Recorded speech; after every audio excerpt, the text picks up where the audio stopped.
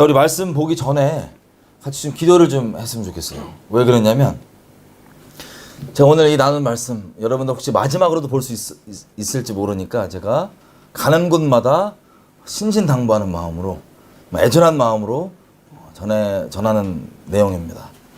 근데 왜 제가 기도를 같이 좀 부탁드리고 싶냐면 제가 이걸 수년 동안 같은 얘기를 계속 해왔는데 제 주변에 친한 사람들 포함해서 이거를 실제 알아듣는 사람들이 거의 없어요. 왜 그러냐? 이걸 알아듣는 건 하나님의 은혜입니다. 내용이 어려워서가 아니에요. 하나님의 말씀을 경외하는 사람이 드물기 때문인 걸 제가 알게 됐습니다. 우리가 알고 있는 모든 이론과 모든 것 다 사로잡아서 그리스도 앞에 복종케 하면서 하나님, 오늘 우리 가운데 이것이 단순히 하나님에 관한 지식이 아니라 정말 영생의 옳은 길잡이가 될 수 있도록 분명하게 우리 가운데 새겨주시고 우리가 그것을 순종하고 정말 믿음으로 붙잡을 수 있도록 도와주십시오. 하나님 은혜를 좀 구하면서 우리 모든 다른 것들 내려놓고 성령께서 지혜와 계시의 영으로 분명한 진리 가운데를 좀 인도해달라고 하나님의 은혜를 좀 같이 구하는 기도를 하겠습니다. 하나님, 오늘 저희가 이 내용을 나눌 때 아버지 구합니다. 이것이 단순히 하나님에 관해 알게 되는 지식으로 그치지 않고 엄청나게 우리가 알고 있던 것들과 상충되며 부딪히는 것들이 많을 텐데 하나님, 우리가 씨름하고 모아둔 베레아 사람들처럼 그렇게 분명히 주님 앞에서 진리 가운데 설 수 있도록 하나님 은혜를 베풀어 주시고 하나님 앞에 겸비한 마음을 허락하여 주십시오. 우리가 모든 이론을 다 사로잡아서 다 그리스도 앞에 다 파쇄하고 다 주님 앞에만 복종케 하며 나아가기 원하오니 하나님 시대 가운데 우리를 분명히 붙잡아 주시고 주님 잘 따를 수 있도록 도와주십시오. 아버지께 맡겨드립니다. 예수님의 이름으로 기도드렸습니다. 아멘. 여러분, 주님 오실 때가 가깝습니다. 주님이 다시 오시면 예수님께서 꼭 마지막 때 얘기하실 때 저희에게 먼저 항상 얘기해 주신 것이 미혹을 받지 않도록 주의하라입니다. 사람의 미혹을 받지 않도록 주의하라. 왜 그러냐면 주님 오시기 전에는 어떻게 하든 표적과 이적을 다 동원하고 그리고 온갖 속임수와 미혹과 모든 걸 다 동원해서 믿는 자들조차도 어떻게든 넘어뜨리려고 하는 것이 주님 오시기 전에 성경이 기록하고 있는 시대의 영적 전쟁 상황입니다. 우리 주님 곧 다시 오십니다. 멀지 않고 곧 다시 오십니다. 정확히 모르겠어요. 주님 곧 오십니다.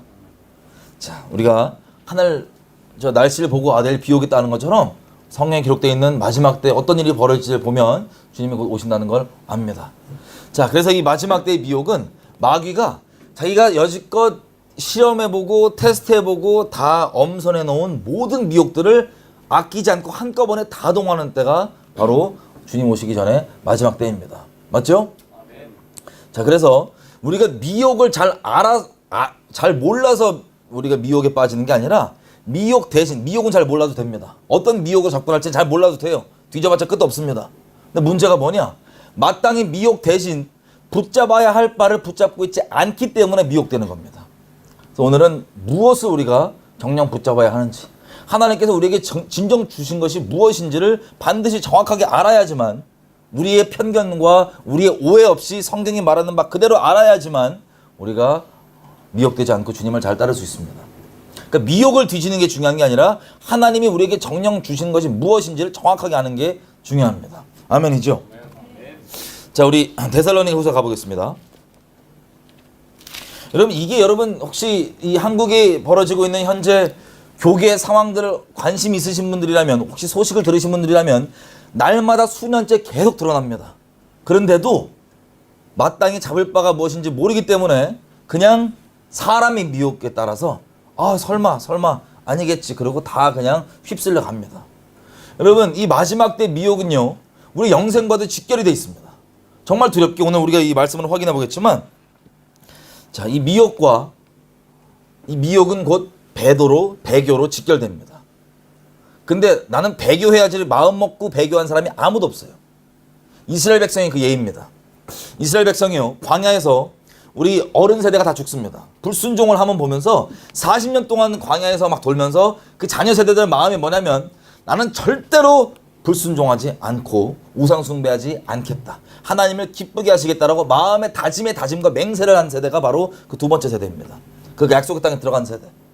분명히 절대로 자기는 하나님 외에 다른 것 섬기지 않겠다고 그렇게 다짐을 하고 들어간 세대임에도 불구하고 결과적으로 이들이 하나님 아닌 다른 것들 섬깁니까? 안 섬깁니까? 섬겨요. 마찬가지로 하나님께서 친히 지혜를 주시고 은혜를 베푸셨던 솔로몬, 이게 왜 이렇게 상태 안 좋아요? 솔로몬, 마이크 없이 할까요? 들리시죠? 네. 솔로몬도 자기 아버지인 다윗이 마지막 유언이 뭡니까? 여호와의 말씀을 청종하라. 하나님의 율법을 어기지 말고 우상 숭배하지 말고 하나님의 말씀 청종하라는 게 마지막 유언입니다. 솔로몬이 왕이 돼서 나이가 들어서 이제 왕이 되잖아요. 왕이 되면서 나는 하나님 말고 다른 거 막 섬겨야지라고 마음 먹은 적이 없다고 저는 확신할 수 있습니다. 나는 꼭 하나님만 순결히 따라야지라는 그 결심하에 왕이 됐었을 겁니다. 그런데 우리가 솔로몬의 인생을 알다시피 어떻게 돼요? 솔로몬은 많은 다른 신들을 아내를 1000명이나 두고 많은 다른 신들을 섬기다가 다행히 아마 하나님의 은혜로 돌아왔던 것 같아요. 마지막에. 그래서 뭐 허무하다 뭐하다 이렇게 했는데 중요한 것은 아무리 우리가 마음으로는 배도해야지라고 하나님 아닌 다른 걸 섬겨야지라고 마음 먹는 사람이 없다는 거예요. 제가 알기로는. 그런데 결과적으로는 다 그렇게 됩니다. 왜? 오늘 저희가 나눌 내용 때문에 그래요. 하나님이 가나안 땅 들어가기 전에 신신당부하십니다. 뭐라고 신신당부하냐? 너는 가서 그 우상 혹은 그 우상을 섬기는 그들과 언약을 맺지 말아라. 언약을 맺는다는 건 뭡니까? 연합한다는 겁니다. 연합. 이 언약을 맺지 말아라. 왜? 개역 한글은 이렇게 표현해요. 하나님께서 너희가 그들과 언약을 맺으면 너희도 저들이 섬기는 저 우상을 섬길까 두렵노라. 개역 한글은 두렵노란 표현으로 나옵니다. 하나님께서 그 정도로 걱정되실 정도면 이게 우리에게 만만한 겁니까? 아니면 심각한 겁니까? 이걸 뭐라고 얘기하시냐면 이게 덫이라고 얘기해요. 너희가 올무에 걸려, 그 덫에 걸려. 그 덫이 뭐냐면 연합이에요. 절대로 나는 하나님 아닌 다른 거 섬기지 않겠다고 하는 이 이스라엘 민족이 들어가서 아주 누룩처럼 그냥 뭐 합리적으로 너무 그렇게 과격하게 안 하고 합리적으로 그냥 내버려 두고 적당히 같이 공동체로 있지 뭐 라고 하는 그 연합이 하나님 선에서는 멍에를 같이 매지 말라 그러잖아요. 나귀와 저 소와 이거 같이 결의를 지지 말라 그러잖아요. 이유가 있습니다. 같이 못 가요. 같이 못 가요. 우리는 깊은 어둠에 있는 사람들에게 깊은 어둠까지 들어가서 진리를 전해야 됩니다. 그들이 주님께 나올 수 있도록. 근데 우리가 깊은 어둠 가운데 들어가서 진리의 증인이 되는 것과 깊은 어둠에 가서 그 어둠과 한 몸이 되는 거랑은 천국과 지옥 차이입니다. 근데 미묘하지만 이걸 잘 몰라요. 왜? 한 몸이 되고 그렇게 연합을 한다면 그거는 하나가 되는 겁니다. 깨끗한 물과 더러운 물이 하나가 되면 깨끗해지는 게 아니고요. 더러워집니다. 아주 심플해요. 오직 연합은 내가 그 사람과 뭘 맞춰갖고 연합하는 게 아니고 나건 그 사람이건 진리 대신 예수님께 순복돼 있으면 연합을 확인하는 겁니다. 예수님 안에만 연합이 있는 거예요. 아멘이죠? 우리 둘이 좀 기분 나빴지만 내가 참을게. 이게 인간적으로 손해내 볼 수 있어요. 눈물까지 흘릴 수 있습니다. 이게 연합이 아니고요. 예수님께 순복돼 있으면 전 세계 어느 나라 어느 교단 어떤 사람이든 그냥 서로 하나님의 동지이고 하나님의 지체 몸된 지체인지 그냥 확인하고 아는 겁니다. 교제 많이 안 해봤었어도. 왜? 우리의 머리 되신 분이 확실하게 같은 분이시기 때문에. 아멘이죠? 예수님 외에는 연합이란 건 없는 거예요. 우리가 맞추는 게 아니고 우리가 순복되면 연합이 돼 있습니다. 근데 이 미묘한 것들이 다 뒤바뀌는데 특별히 데살로니가후서 2장 보겠습니다. 이렇게 돼 있어요. 3절 2장 3절 누가 아무렇게 하여도 너희가 미혹하지 말아라. 먼저 배도하는 일이 있고 저 불법의 사람 곧 멸망의 아들이 나타나기 전에는 이르지 아니하리니. 주님의 종말이 먼저 배도가 있고 그 다음에 적그리스도라고 하는 이 불법의 사람이 등장하면 그때 주님의 종말이 온다는 겁니다. 주님의 재림이. 근데 배도는요 세상 사람들이 하는 게 아니에요. 다시 말씀드립니다. 세상 사람들이 하는 게 아니에요. 배도는 하나님을 섬긴다고 하는 사람들이 하는 겁니다. 근데 요한계시록과 합쳐서 이걸 보면 이 배도는 어떤 특별히 이상하게 믿는 사람들이 하는 게 아니라 소수의 예수님을 목숨 다해 사랑하는 어린 양이 인도하시면 어디든 이 세상으로부터 여자로부터 정절을 지키며 순결히 따르는 그 소수의 몇 명 빼고는 다 합니다. 이게 저한테 너무 충격이었어요. 아니 분명히 배도한 일이 벌어진다고 하는데 요한계시록 합쳐서 다 보면 다 하는 거예요. 아니 생각해 보십시오. 수많은 전 세계 목사님들, 그 간증들이 있고 그분들의 눈물이 있고 기도가 있고 수고가 있고 여러 가지가 있는데 어떻게 다 그럴 수가 있을까? 머리로는 이해가 안 됐습니다. 하지만 말씀이 그렇다고 하면 그렇게 되는 줄을 우리가 믿음으로 알죠. 근데 우리에게는 조금 더 이것을 구체적으로 볼 수 있는 지난 선례가 있습니다. 뭐냐? 신사참배 때 한번 생각해 보십시오. 요즘에는 아주 선악이 뒤바뀌고 미칠 대로 미쳐가지고 신사참배가 배도가 아니었다고 얘기하는 분들도 생겨납니다. 그렇게 가르치고 북한 들어가면 김일성한테 절하고 들어가는 게 마땅하다고 가르칩니다. 어떤 데는 우리가 그냥 미쳐서 그래요. 하나님 아닌 다른 신에게 우리가 절을 할 수 있습니까? 없습니까? 없습니다. 목에 칼 들어가도 안 되죠. 안 됩니다. 그런데 우리 이미 지난 역사는 우리 민족의 초대 교회의 우리 목사님들의 간증과 그분들의 눈물과 기도를 아실 겁니다. 그럼에도 불구하고 소수의 몇 분들을 빼놓고는 민족 교회가 그 당시 때 존재하고 있던 모든 교단이 하나님이 아닌 다른 신을 경배하기로 공식적으로 결정을 내리고 예배당에 우상을 박아놓고 성도들과 함께 절하고 예배드리기 시작했습니다. 7년 동안이나. 그게 우리 지난 설 예입니다. 그러면 제가 질문 한번 드려볼게요. 그 목사님들, 우리가 그 시대 때 그 목사님들 아는 사람이었다면 여러분들은 내가 아는 목사님이니까 저분은 절대 저러실 분이 아니야. 저분이 얼마나 하나님 사랑하고 얼마나 수고를 많이 하는데 얼마나 기도를 많이 하고 얼마나 말씀을 많이 하는데 저분이 잘못되지 않았을 거야 라고 하시면서 같이 우상에 절하시겠어요? 아니면 저것과 별개로 나는 어떻게 하든 하나님만 순결히 따를 거라고 마음을 지키시겠어요? 여기에 벌써 헷갈리시면 그럼 주님 못 따라가실 겁니다. 마지막 때. 이게 사람의 미혹이기 때문에 그래요. 우리 모두는 진리의 증인에 불과합니다. 우리 자체가 아무리 옳지 않은 행동을 한다고 해도 우리가 진리를 대표하는 게 아니에요. 우리는 진리를 따르고 진리에 잘못된 건 누구든 다 진리에 순복하면서 교정하면서 주님을 따라가야 됩니다. 아멘이죠? 내가 무엇을 하든 그게 다 진리가 아니라고요. 우리 어떤 간증이 있고 무슨 하나님의 큰 은혜가 있었다 할지라도 내가 계속해서 진리를 따라 주님을 따르는 것이 중요하지. 난 이런 은혜 받았으니까 내가 뭘 하든 그건 주님의 뜻이고 내가 뭘 하든 그건 하나님의 계획이고 하나님의 말씀을 내가 어긋나지 않고 있다고 착각하는 이것 자체가 엄청난 교만입니다. 자, 마찬가지로 배도한 일이 벌어지는데 이게 전 세계적 차원입니다. 말씀에 의하면. 근데 지금은 우리가 이미 다 많이 보고 있어요. 근데 보고 있으면서도 그게 뭔지 모릅니다. 4절에 보면요. 이 미혹, 이 배도가 오는데 이 미혹과 함께 이 배도가 될 거 아니에요? 왜냐하면 절대로 배도하겠다고 결심한 사람이 없다고요. 덫에 걸리는 거예요. 미혹에 걸리는 거예요. 스텝 바이 스텝 하나하나 이렇게. 자, 4절에 보면 이 적그리스도는 대적하는 자인데 모든 일에 일컫는 하나님이나 숭배함을 받는 자 위에 뛰어나 자준하여 하나님 성전에 앉아 자기를 보여 하나님이라 하느니라. 적그리스도는 자기가 그리스도라고 하는 자입니다.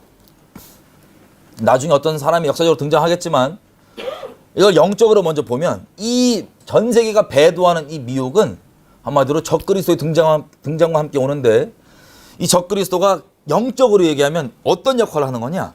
진리이시고 말씀이신 그리스도의 자리를 대신하는 놈이에요. 진리이시고 말씀이신 그리스도 자리를 대체해서 자기가 진리다, 자기가 그리스도라고 얘기하는 그것, 이게 적그리스도입니다. 영어로 얘기하면 하나님의 말씀이 아닌데 하나님의 말씀인 척하는 다른 것, 대체물이에요. 대체물. 이게 바로 적그리스도의 영입니다. 영적으로 얘기하면. 그러면 적그리스도도 마찬가지지만 등장하면 우리에게 절대 나쁘게 보이지 않습니다. 나쁘게 이거 하면 큰일 날 것 같아 그렇게 보이지 않습니다. 당연히 제가 항상 이 말씀을 드려요. 마귀가 누군가를 쓰고 싶으면요. 마귀가 하나님 말고 기본 조건이 먼저 하세요. 착해 보여야 돼요. 인간적으로 흠이 없어야 돼요. 종교적으로도 흠이 없어야 돼요. 그러면 쓸 수 있습니다. 여러분 이단 사이비 교주들 뭐 크고 작은 것들 있죠. 주변에 거기 속해 있거나 사람들 만나서 얘기해 보면 다 뭐가 있냐. 우리 저 교주님인데 교주를 안 불러요. 우리 저분은 저럴 리가 없다는 거예요. 저렇게 열심히 하나님을 섬기고 저렇게 흠이 없고 저렇게 도덕적으로 완벽하고 저렇게 항상 말씀 보고 말씀을 잘 알고 맨날 기도하는데 그럴 리가 없다는 거예요.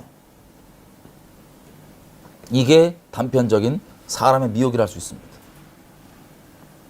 그러니까 진리냐 아니냐보다 그냥 그 사람을 내가 보니까 내 기준에 흠이 없으니까 저건 괜찮은 거예요. 마찬가지로 적그리스도도 절대 나쁜 얼굴로 안 옵니다. 인간적으로 착해야지 마귀가 쓸 수 있어요. 자, 다시 얘기하면 진리를, 절대 선인 진리를, 말씀을 우리 인간적 기준에 좋아 보이는 다른 말로 대체하는 겁니다. 이게 적그리스도예요. 이게 미혹이에요. 이걸 그냥 쉽게 표현하면 하나님 기준이 아니고 내 사람 기준, 인본주의. 사람 듣기에 좋아 보이는 말로 진리를 대체하는 것. 그러면 진리가 정확히 뭔지 모르면 나쁜 소리로 오는 게 아니라 너무 좋은 소리로 들리는데 그게 마귀 소리예요. 우리를 지옥 보내는. 이게 미혹이기 때문에 다 속는 겁니다. 자, 그래서 이 10절을 보면 무섭게 이렇게 나와 있어요. 결론적으로 이 속임을 당한다. 뭐 마귀가 와서 좋아 보이는 얼굴, 광명의 천사 얼굴 가장하고 표적과 이적, 기적까지 동원하고 별의별 걸 다 동원해요. 그리고 온갖 진짜 속임수와 거짓말 다 동원해서 이 미혹들을 우리에게 뿌리는데 이 미혹을 받는 사람들을 아주 가혹하게 하나님께서 뭐라고 얘기하시냐 이렇게 얘기합니다. 불의의 모든 속임으로 멸망하는 자들에게 임하는 것이다. 그 미혹이. 누구에게 임한다고요? 그 미혹되는 것 자체가 미혹에서 돌이키지 않는다면 결과적으로 그러면 멸망당하는 자들이라는 거예요. 그런데 이 사람이 예수를 안 믿는 사람이 아니라 지금 누굴 얘기하냐면 배도하는 사람들, 예수님을 따른다고 하는 사람들을 두고 얘기하는 겁니다. 거기다가 오늘 우리가 꼭 붙잡아야 될 내용. 왜 저들이 미혹되냐? 이는 10절 중간입니다. 저희가 진리의 사랑을 받지 아니하여 구원함을 얻지 못한 것이다. 다시 얘기하면 구원 받은 줄 알았는데 예레미야 7장 가보십시오. 이 남유다의 이 사람들이 예루살렘 성전에 모여가지고 막 하나님을 찬양하고 경배합니다. 그때 하나님이 예레미야를 보내갖고 막 책망을 해요. 이게 여호와의 성전이라고 하는 거짓말 믿지 말아라. 너희가 내 앞에 서서 그 우상 숭배 가운데 여전히 그 죄악 가운데 거하면서도 나는 구원을 받았나이다 하느냐? 이것은 너희가 다 모든 그 죄악을 합리화하려고 하는 거라고. 이렇게 책망을 하시죠. 그 남유다였던 그 백성들도 다 자기가 구원받은 줄 알았어요. 그런데 여기 보니까 무섭게도 다른 게 아니라 진리의 사랑이 없으면 이 미혹에 빠지게 된다고 얘기하고 그럼 결국에는 구원받은 것처럼 보이지만 구원받은 게 아니란 겁니다. 그럼 이거 겁주기 위해서 말씀드리는 게 아니라 우리가 주님을 잘 따르고 미혹되지 않기 바라는 마음으로 이 말씀을 드리는 거예요. 자, 그러면 제일 중요한 게 뭡니까? 진리의 사랑이에요. 이거를 꼭 붙잡고 있으면 미혹 안 됩니다. 근데 이게 아니라 다른 사랑들. 왜 진리의 사랑이냐? 사랑의 종류가 너무 많아요, 세상에. 불륜도 사랑이잖아요, 요즘에. 여기 영국의 영화 옛날에 뭐였죠? 러브 액츄얼리. 보신 분 있어요? 거기 보면은 저 와갖고 이거 옛날에 한참 막 여자들이 보면 너무 로맨틱하다고. 불륜이에요. 불륜. 근데 그걸 로맨틱하게 러브 액츄얼리도 막 한 20년 전 영화인가요? 옛날 영화죠. 그런 식으로 야금야금 우리 가운데 불륜인데 그거를 좋게, 괜찮게, 로맨틱스럽게 점점점 접근해서 이제는 아예 사람들이 불륜조차도 사랑이라고까지 얘기합니다. 그게 사랑이래요. 또 지금 전 세계적으로 무슨 몸살을 앓고 있습니까? 동성욕. 남자가 남자를 보고 성욕이 불듯 일어난다고 기록되어 있는 이 끔찍한 말씀 가운데 세상에선 이 정욕을 뭐라고 얘기하냐면 사랑이래요. 동성애랍니다. 동성욕을 동성애라고 해요. 사랑이래요. 세상이 사랑이 별의별 게 다 사랑입니다. 어떤 요즘 젊은 방황하는 친구들 얘기해보면 원나잇 스탠드가 사랑이라고 얘기해요. 다 사랑의 정의가 다 틀려요. 근데 그런 잡다한 이상한 사랑들 말고 세상이 정의 내리는 각자가 이상하게 정의 내리는 그 사랑 말고 이 성경이 얘기하는 게 뭐냐면 진리의 사랑을 안 붙잡고 있으면 다 미혹된다는 거예요. 왜? 반드시 나쁜 이름으로 안 와요. 사랑의 이름으로 옵니다. 용서의 이름으로 오고요. 연합의 이름, 좋아 보이는 모든 간판을 다 동원해서 접근합니다. 저 여러분들을 주님에게서 떨어뜨리기 위해서. 그렇기 때문에 속는 거예요. 근데 진리의 사랑이 뭔지 알면, 우리가 진짜를 알면 가짜를 많이 뒤적거려 봐서 가짜를 아는 게 아니고 진짜를 알면 가짜가 딱 왔을 때 아닌 걸 아는 겁니다. 마치 위조 지폐하는 사람들 있잖아요. 위조지폐하는 사람은 가짜를 많이 뒤적거리는 게 아니라 진짜를 계속 만져요. 그러면 진짜가 이미 익숙해져 있고 너무 치밀하기 때문에 다른 가짜가 오면 그래서 아는 거지 가짜를 많이 알아서 하는 게 아니라 진짜를 알면 되는 겁니다. 아멘이죠? 근데 진리의 사랑이 희귀해요. 세상은 말할 것도 없고 교회에서 희귀해요. 진리의 사랑을 얘기하면 대부분 못 알아듣고 여기서 여러분들 포인트 잘 잡으셔야 됩니다. 여러분들이 만약에 오늘 확인해 보겠지만 알고 있는 게 진리의 사랑과 어긋나요. 성경이 말한 사랑과. 그럼 뭘 잡으시겠어요? 진리는 다수결이 아니에요. 아무리 많은 사람, 아무리 유명한 사람들이 그렇게 얘기하고 그렇게 한다 할지라도 그게 성경이 말하는 사랑과 틀리면 뭐가 맞는 겁니까? 성경이 맞는 거예요.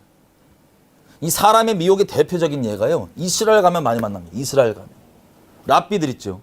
랍비들은 평생 자기 인생을 하나님께 바쳤다고 한 사람들이에요. 눈 뜨면 새벽부터 정해진 기도문부터 시작했어. 맨날 말씀 공부하고 인생에 다른 게 없습니다. 구제하고 뭐하고 하나님이 전부인 사람들이라고 할 수 있습니다. 직업 자체 인생 처음부터 끝까지 하나님이에요. 랍비들은. 근데 유대교회 어떤 제가 청년을 만나서 전도하게 됐습니다. 하나님의 인도하심 따라서 구약을 성령께서 조명해 주셔서 복음까지 구약으로만 다 들어갔어요. 성령 세례까지 다. 너무 충격받은 거예요, 이 친구가. 그래갖고 앉지를 못하고 안절부절 못하고 막 돌아다닙니다. 그래서 하는 말이 뭐냐면 네 말을 들어보니까 이 성경이 얘기하고 있는 메시아가 예수래. 맞다고. 맞아요, 안 맞아요? 맞죠? 예수래. 맞다고. 아, 자기가 그냥 박스에서 얼굴만 내밀면 끝날 것 같아. 그거라고. 믿으면 된다고. 근데 끝까지 갈등하고 자기 랍비 전화하고 막 랍비가 전화 연결이 안 됐어요. 막 안절부절 못하게 이렇게 있다가 결론이 뭐였냐? 안 믿겠다는 거예요. 자기 입으로도 뭐가 성경이 예수를 증거한다고 자기 입으로 얘기해놓고 결론은 안 믿겠대요. 왜 그게 가능한 줄 아세요? 왜 그게 가능하냐? 사람의 미혹 때문이에요. 이래요. 야, 너 왜 안 믿냐? 제가 물어봤더니 네가 네 입으로 말씀이 그렇다며. 그런데 왜 안 믿냐 그랬더니 자기네 역사 동안 있었던 수만 명의 랍비들 있죠. 그 사람들이 하나님께 다 헌신된 사람들인데 그 사람들이 설마 다 잘못 알았겠냐는 거예요. 여러분 질문 드리겠습니다. 그 사람들이 설마 다 잘못 알았을까요? 다 잘못 알았잖아요. 아니에요? 제가 너무 심하게 얘기하는 거예요. 그분들이 인생 그렇게 열심히 헌신하는데 그렇게 얘기하면 안 돼요? 사랑이 아니에요? 아닌 건 아닌 거예요. 싫어서 얘기하는 게 아니라 그래야지 건져줄 수 있을 거 아니에요. 그 사람의 미혹 때문에 우리 위대하신 랍비들이 그렇게 열심히 기도하고 맨날 그러는데 이 동일한 미혹이 전 세계 교회 가는 다 퍼져 있다고요. 이것 때문에 말씀 그대로 못 따르는 거예요. 근데 말씀 그대로 못 따르면 대가가 뭐냐? 여기 뭐라고 돼 있어요? 구원받은 게 아니래요. 결론적으로. 그냥 종교짓을 내가 해왔던 거지 하나님을 영 대신 성령의 인도하심을 받는 모두에게 율법의 요구가 이루어지게 하려 하심이라 했던 그 모든 이 성령이 기록하고 있는 믿음에서 믿음으로 사는 그게 아니라 그냥 내가 정해놓은 틀, 내가 정해놓은 종교 행위 가운데 열심을 냈던 거지 하나님을 따르는 게 아니었다는 거예요. 11절 12절 보면 이게 참 무서운 게 이러므로 하나님이 유혹을 저들 가운데 역사하게 하사 거짓 것을 믿게 하심은 진리를 믿지 않고 불의를 좋아하는 모든 자로 심판을 받게 하려 하심이라. 누가 미혹을 역사하게 한다고요? 저는 이게 말할 때마다 엄청 심각합니다. 근데 왜냐면 이걸 들어도 이해 못하고 알아도 여전히 사람의 미혹을 벗어나길 싫어하고 어떤 이유든 간에. 그러면 우리 영생에 달린 문제라고요. 남에게 물어볼 게 아니에요. 아까 얘기했던 그 유대교 청년 있죠. 말씀이 그렇게 얘기하면 말씀을 붙잡아야 될 거 아니에요. 왜 사람한테 그걸 확인받으려고 그러냐고요. 분명히 이게 조명이 됐으면서도. 그럼 그 랍비가 아니야 그러면 그 말씀이 변개되는 거예요? 바뀌는 거예요? 왜 모든 권위가 말씀이 아니고 사람에게 있냐고요. 우리가 무슨 중세 카톨릭이에요? 성직자 통하지 않으면 아무도 주님께 못 가요?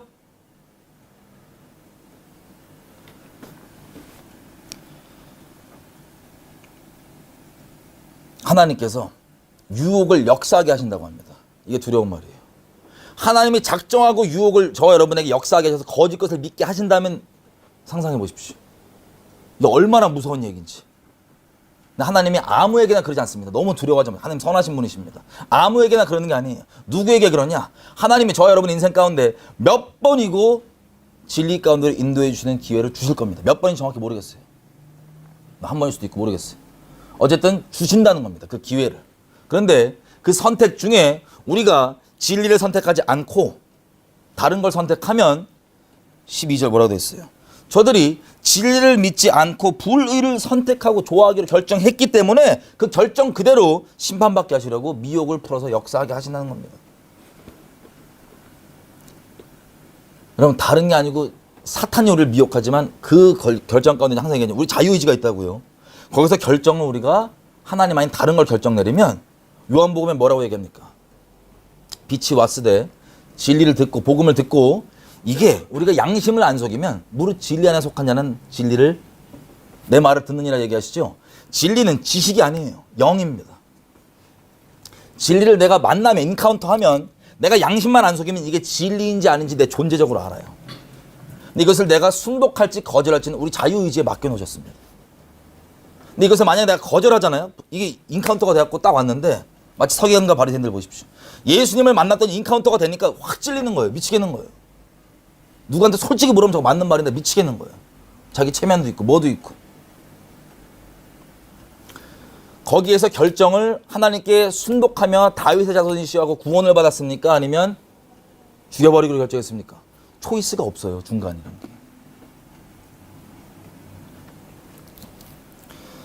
그래서 진리를 믿지 않은 자들은 우리 결정한 자들은 하나님 뭐라고 얘기하면 우리가 중립을 선택한 게 아니라 어둠을 선택한 거예요. 빛이 있고 선이 무엇인지 우리가 알았는데 어둠과 악을 스스로 선택했다고 치기 때문에 이미 심판을 받은 것이라 얘기합니다. 그래서 몇 번의 기회를 주실지 모르겠지만 그 몇 번의 기회를 우리에게 이 미혹되지 않도록 기회를 주시는데 이것을 거절했다. 그 책임은 우리에게 있지 하나님께 있는 게 아닙니다. 근데 그 결과 그대로 무섭게 미혹을 역사하게 하신다는 거예요. 그럼 저는 오늘 시간상 다 샘플을 말씀 못 드리지만 실제 이런 분들을 수두룩하게 만나봤습니다. 제 주변에 아는 분들부터 포함해서. 이게 얼마나 두렵고 떨리는지 몰라요. 하나님 말씀은 진리입니다. 실제 이대로 됩니다. 이사야서 66장 가면 이 내용이 그대로 나와 있어요.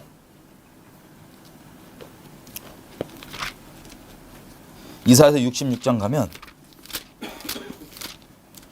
2절이 이렇게 되어 있습니다. 중간부터 무릇 이 마음이 가난하고 심령이 통회하며 나의 말을 인하여 떠는 자 그 사람은 내가 권고하려니와. 그러니까 이 심령이 가난한 자가 누구냐면 하나님 말씀을 경외하는 자입니다. 그럼 하나님께서 챙겨주신대요. 그러니까 우리가 하나님만 두려워하기로 결정하고 하나님을 경외하는 분들이라면 두려워하지 마십시오. 하나님께서 챙겨주십니다. 이걸 다르게 표현하면 내가 하나님이 무엇을 명하시다 난 순종하기로 마음을 확정하신 분들이라면 두려워하지 마십시오. 하나님께서 우리 알아들을 수 있게 분명히 우리가 마음만 정해져 있다면 알아들을 때까지 말씀해 주시고 오래 참으시기 때문에 또 이분이 겸손하시기 때문에 알아들을 수 있을 때까지 말씀해 주시고 우리를 모든 진리 가운데로 인도해 주십니다. 아멘이죠? 근데 문제가 뭐냐면요. 3절이에요. 하나님을 경외하지 않으면서 종교의 모양은 다 갖춘 사람들이 만약에 있다. 3절에 보면 소 잡는 것 살인함 다름없고 어린 양 제다 드리는 것 개목 꺾음 다름없고 예물 드린다고 하지만 돼지 피 뿌린 거 다름없고 분향한다고 하면서 우상 찬송함과 다름이 없지 않은 그들은 자기 길을 택하며 그들의 마음은 가증한 것을 기뻐했기 때문에 4절 나도 무엇을 택하여 준대요? 유혹을 택하여서 그들에게 주며 왜 주냐? 그들이 무서워하는 것을 그들에게 임하게 하리니 이는 내가 불러도 대답하는 자가 없고 내가 말하여도 그들이 청종치 아니하고 오직 나의 눈앞에 악을 행하며 나의 기뻐하지 아니하는 것을 택하였음이니라. 종교의 모양이 있습니다. 배도는요. 세상 사람들이 아니라고 다시 말씀드립니다. 종교의 모양이 있어요. 종교의 흠이 없어 보일 수도 있습니다. 근데 그냥이 아니라 몇 번이고 기회를 주시지만 거기에 선택을 하나님의 음성을 청종하지 않고 거절하기로 결정한 자들에게 너희가 그렇게 선택했으니 나도 그럼 미혹을 너희에게 택하여 주겠다라고 하는 거예요. 그러니까 저 여러분들이 하나님의 말씀에 다른 걸 택하겠다는 마음이 있으신 분들은 두려워하셔야 됩니다. 오늘부로 그거 정리하셔야 돼요. 마음. 하지만 하나님만 무엇을 말씀하시든 순종했다고 마음 있는 분들은 두려워하지 마십시오. 하나님께서 모든 진리 가운데 인도해 주십니다. 챙겨 주십니다. 자, 5절에 보면 이게 또 무슨 문제가 있냐? 여호와의 말씀으로 인하여 떠는 자들 누구예요? 하나님이 기뻐하신 것들을 택하면서 따라가는 하나님을 경외한 자들 있죠. 야, 떠는 자들아, 그 말씀을 들어라. 이르시되 너희 형제가 너희를 미워하면 내 이름 때문에 너희를 쫓아내며 말하기를 여호와께서 영광을 나타내서 너희 기쁨을 우리에게 보이시기를 원하노라 하였지만 그들은 수치를 당할 것이라. 자, 하나님을 경외하면 누가 미워한대요? 누가 미워한대요? 형제들은 종교의 모양이 있을까요? 없을까요? 있습니다. 하나님의 말씀을 그렇게 붙잡고 따라가려고 하면 세상 사람들은 말할 것도 없고 누가 미워하고 핍박하냐? 우리 3절에 나와 있는 하나님을 경외하지 않지만 종교의 모양은 있는 분들이 핍박을 합니다. 요한복음 16장 15장 16장 보면 뭐라고 되어 있냐면 내가 선생으로서 무슨 꼴을 당하지 너희가 보았다. 만일 너희가 세상에 속하였으면 이런 어려움 안 겪는다. 하지만 너희가 내게 속하였기 때문에 너희도 말씀에 뭐라고 기록되어 있냐면 이 까닭 없이 나를 미워한다고 하는 그 말씀이 응하기 때문에 너희도 내 안에 속해 있다면 똑같이 미움을 받을 것인데 16장에 보면 1절부터 이렇게 돼 있어요. 자, 내가 이것을 너희에게 말해주는 이유가 있다. 1절이에요. 2절 사람들이 너희를 출회한다. 출회. 어디서 쫓아낸다는 소리예요? 그럼 주님 안에 똑바로 있으면 예수님 말씀 진리 맞죠? 어떻게 돼요? 쫓겨납니다, 여러분. 일부러 나 쫓아내서 이러지 마세요. 그냥 주님만 따르면 알아서 쫓겨나요. 근데 그 일이 벌어지면 왜 날 버렸지? 왜 우리 교단에서 날 버렸지? 왜 우리 저 교회에서 날 버렸지? 우울해하지 마세요. 하나님 이걸 얘기해 주신 이유가 있습니다. 그 일이 벌어진다는 거예요, 너희에게. 아까 우리 이사야서 66장 5절에 있는 그 말씀과 이어서 보십시오. 벌어진다는 거예요. 누가? 이들이 출애할 뿐만 아니라 2절에 보면 때가 되면 그 때가 가깝습니다. 때가 되면 너희를 죽이는 자가 생각하기를 이것이 하나님을 섬기는 예라 하리라. 저들이 이런 짓을 하는 것은 아버지와 나를 알지 못함이니라. 여러분들 예수님만 정말 말씀만 붙잡고 따라간 사람들이라면 쫓아내요. 단체들에서. 때가 되면. 주님 오실 때 그게 반드시 다 완전하게 벌어지겠죠. 완성된 모습으로. 쫓아내요. 여러분들. 출애시켜요. 교단에서 쫓아내든지 교회에서 쫓아내든지. 누가? 세상 사람들 아니에요. 하나님을 믿는다고 하는 사람들이. 쫓아내면서 여러분들 죽이기까지 하면서 뭐라고 얘기하면 이게 하나님을 섬기는 예래요. 결론부터 말씀드리면 왜 그러냐 하나님 얘기하시죠. 저들이 하나님이라고 생각하는 그 하나님이 성경에 말하는 그 살아계신 하나님 아니에요. 마치 아론이 금송아지다 만들어 놓고 여기에 여호와라고 이름하고 절기처럼 지키고 막 모양이 있잖아요. 종교의 모양이. 그런 것과 마찬가지예요. 기도도 하고 뭐 다 하는데 이름도 여호와인데 우리가 섬기는 이 성경에 말하는 살아계신 하나님이 아니고 각자가 마음속에 생각하는 다른 하나님이에요. 자기 인본주의 기준으로 만든 절대 선과 악. 이스라엘 백성도요. 자기 생각에는 단 한 번도 하나님을 떠난 적이 없어요. 역사 동안에. 근데 문제가 뭔지 아세요? 성경에 말하는 거룩하신 그 하나님 말고 자기 생각에 만든 하나님을 계속 섬겼던 것뿐이에요. 예레미야 1장에 보면 이렇게 됩니다. 하나님께서 심판하신 이유가 너희가 나를 버리고 너희 손으로 만든 다른 신을 섬기기 때문에 심판이 임한다. 2장에 더 자세히 얘기합니다. 생수의 근원된 진짜 나 하나님을 버리고 니네가 파놓은 이 터진 웅덩이 니네가 대체로 만든 거 나라고 하면서 나라고 이름 붙여서 어떤 거냐? 거룩하신 하나님 아니라 적당히 우상과 섞여도 괜찮은 이상한 하나님. 그게 이스라엘 백성들이 생각하는 여호와지, 만들어 놓은 여호와지 살아계신 하나님은 아니었다고요. 이런 다른 신을 섬겨 이름은 여호와지만 만든 다른 신을 섬겨도 문제였지 이스라엘 백성 스스로는 하나님을 안 섬긴 적이 한 번도 없습니다. 자기 생각에. 근데 그 일이 동일하게 지금 벌어질까요? 안 벌어질까요? 말세의 거울이 되라고 하나님께서 가장 소중히 여기신 이스라엘이 그 일을 겪음에도 불구하고 꾹 참으시면서 말세에 있는 모든 열방이 우리가 똑바로 볼 수 있도록 말세의 거울이 돼서 그거 본받지 말라고 우리에게 이렇게 기록된 말씀을 허락해 주셨습니다. 이스라엘은 종말을요 몇 번 예표적으로 맞이했습니다. 바벨론에 끌려갈 때가 첫 번째 예표적인 종말이었고요. 완전 다 박살나는 거니까. 두 번째 예수님 오신 다음에 로마의 디도 장군이 쳐들어와서 그 박살나서 디아스포라 거의 2000년 가까이 끌려가는 그때가 두 번째 예고편적인 종말이었고 실제 종말이 이제 마지막으로 옵니다. 전 세계적으로.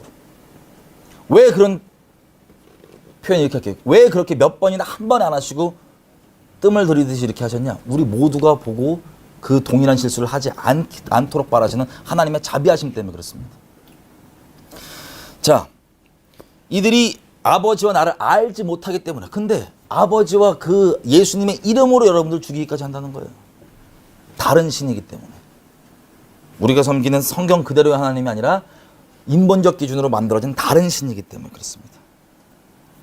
여러분 또 무서운 건 디모데후서 3장 보면요, 말세에 고통하는 때가 이르리니, 그리고 막 심령 안에 완전 문드러진 내용들 다 나옵니다. 3장에 보면 1절에 디모데후서 3장 1절 이렇게 시작합니다. 네가 이것을 알아라. 말세에 고통하는 때가 이르리니. 왜 고통하냐? 그 이유가 2절부터 나와요. 예수님이 마음에 있는 게 아니라 심령 가운데 온갖 썩어 문드러진 것들이 그대로 있기 때문에 그래요. 무정하고 돈선하고 원통함 풀지 않고 참소하고 절제하지 못하고 사납고 선한 거 좋아하지 않고 배반하고 팔고 조급하며 자고하며 쾌락 사랑하기를 하나님보다 더 사랑하고, 이것 때문에 고통을 받는데 문제가 있습니다. 이 내면은 지금 보니까 완전 썩어 문드러져 있잖아요. 근데 5절에 보면 내면은 썩어 문드러져 있는데 겉에는 아주 깨끗합니다. 5절. 이들이 무슨 모양이 있대요? 경건의 모양이 있대요. 경건의 모양은 있지만 무엇을 부인한다? 경건의 능력, 하나님의 거룩한 능력 자체인 그 말씀을 부인한다고 우리가 볼 수 있습니다. 하나님의 진리는 거부하면서 경건의 모양이 있으면 이거 뭐예요? 적그리스도 세력이에요.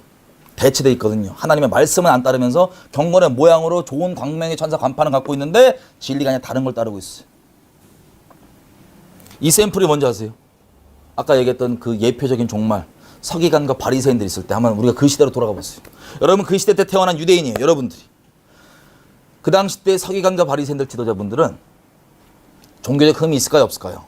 아예 없어요. 인간적으로 엄청난 존경과 우리의 칭송을 받으셔야지 종교적 흠, 도덕적 흠이 없으신 분들입니다. 지금 우리 있는 목사님들처럼요. 흠이 없어요. 종교적으로. 지극한 존경을 받으십니다. 어떻게 저런 분이. 그런데 문제는 아까 말씀드렸던 것처럼 경건의 모양은 확실한데 내면은 어떻게 돼 있어요? 하나님의 본체이신 예수님을 잡아 죽였던 분들입니다. 왜?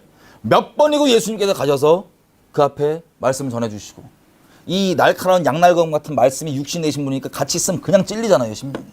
그 찔릴 때 사도행전에 보면 베드로가 설교하니까 사람들이 찔립니다. 그때 우리 어떻게 되냐 물어봤을 때 회개하라 그랬더니 3,000명, 5,000명 막 성령 받고 그래요. 근데 이 사람들은, 이 서기관과 바리새인들은 분명히 찔려서 회개할 수 있도록, 우리가 하나님께 돌아올 수 있도록 주시는 기회예요, 이게. 근데 그것들을 찔리면서 주님 앞에 순복하고 회개하는 게 아니라 뭐예요? 외식을 끝까지 결정합니다. 그게 겉으로 볼 때는 누구도 흠이 없어 보이는 그런 완전하신 분들인데, 종교적으로 예수님을 잡아 죽인 적그리스도 세력이에요, 영적으로. 여러분 이 일이 마지막 때 동일하게 반복될까요, 안 될까요? 이거 분명히 여러분 대답하셔야 돼요. 왜? 우리 그 시대에 살고 있어요. 여러분들이 지금 다 성령께서 여러 보여주실지 모르겠지만 여러분들은 그런 분들 수두룩하게 지금 보고 계시고 존경하고 계십니다. 사람을 하대하고 사람을 망령이라는 게 아니에요. 진리가 아닌 것에 대해서는 분명히 아니라고 여러분들이 알고 계시고 붙잡고 있어야 되고 미혹되지 않으셔야 됩니다.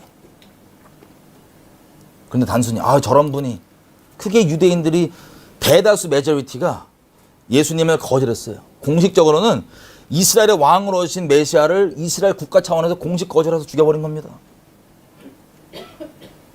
그 메저리티가 왜 그걸 따랐냐?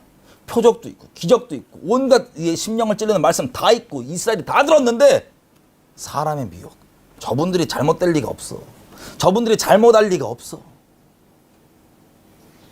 이 동일한 일이 지금 현재 진행형으로 거의 완성된 모양으로 벌어지고 있습니다.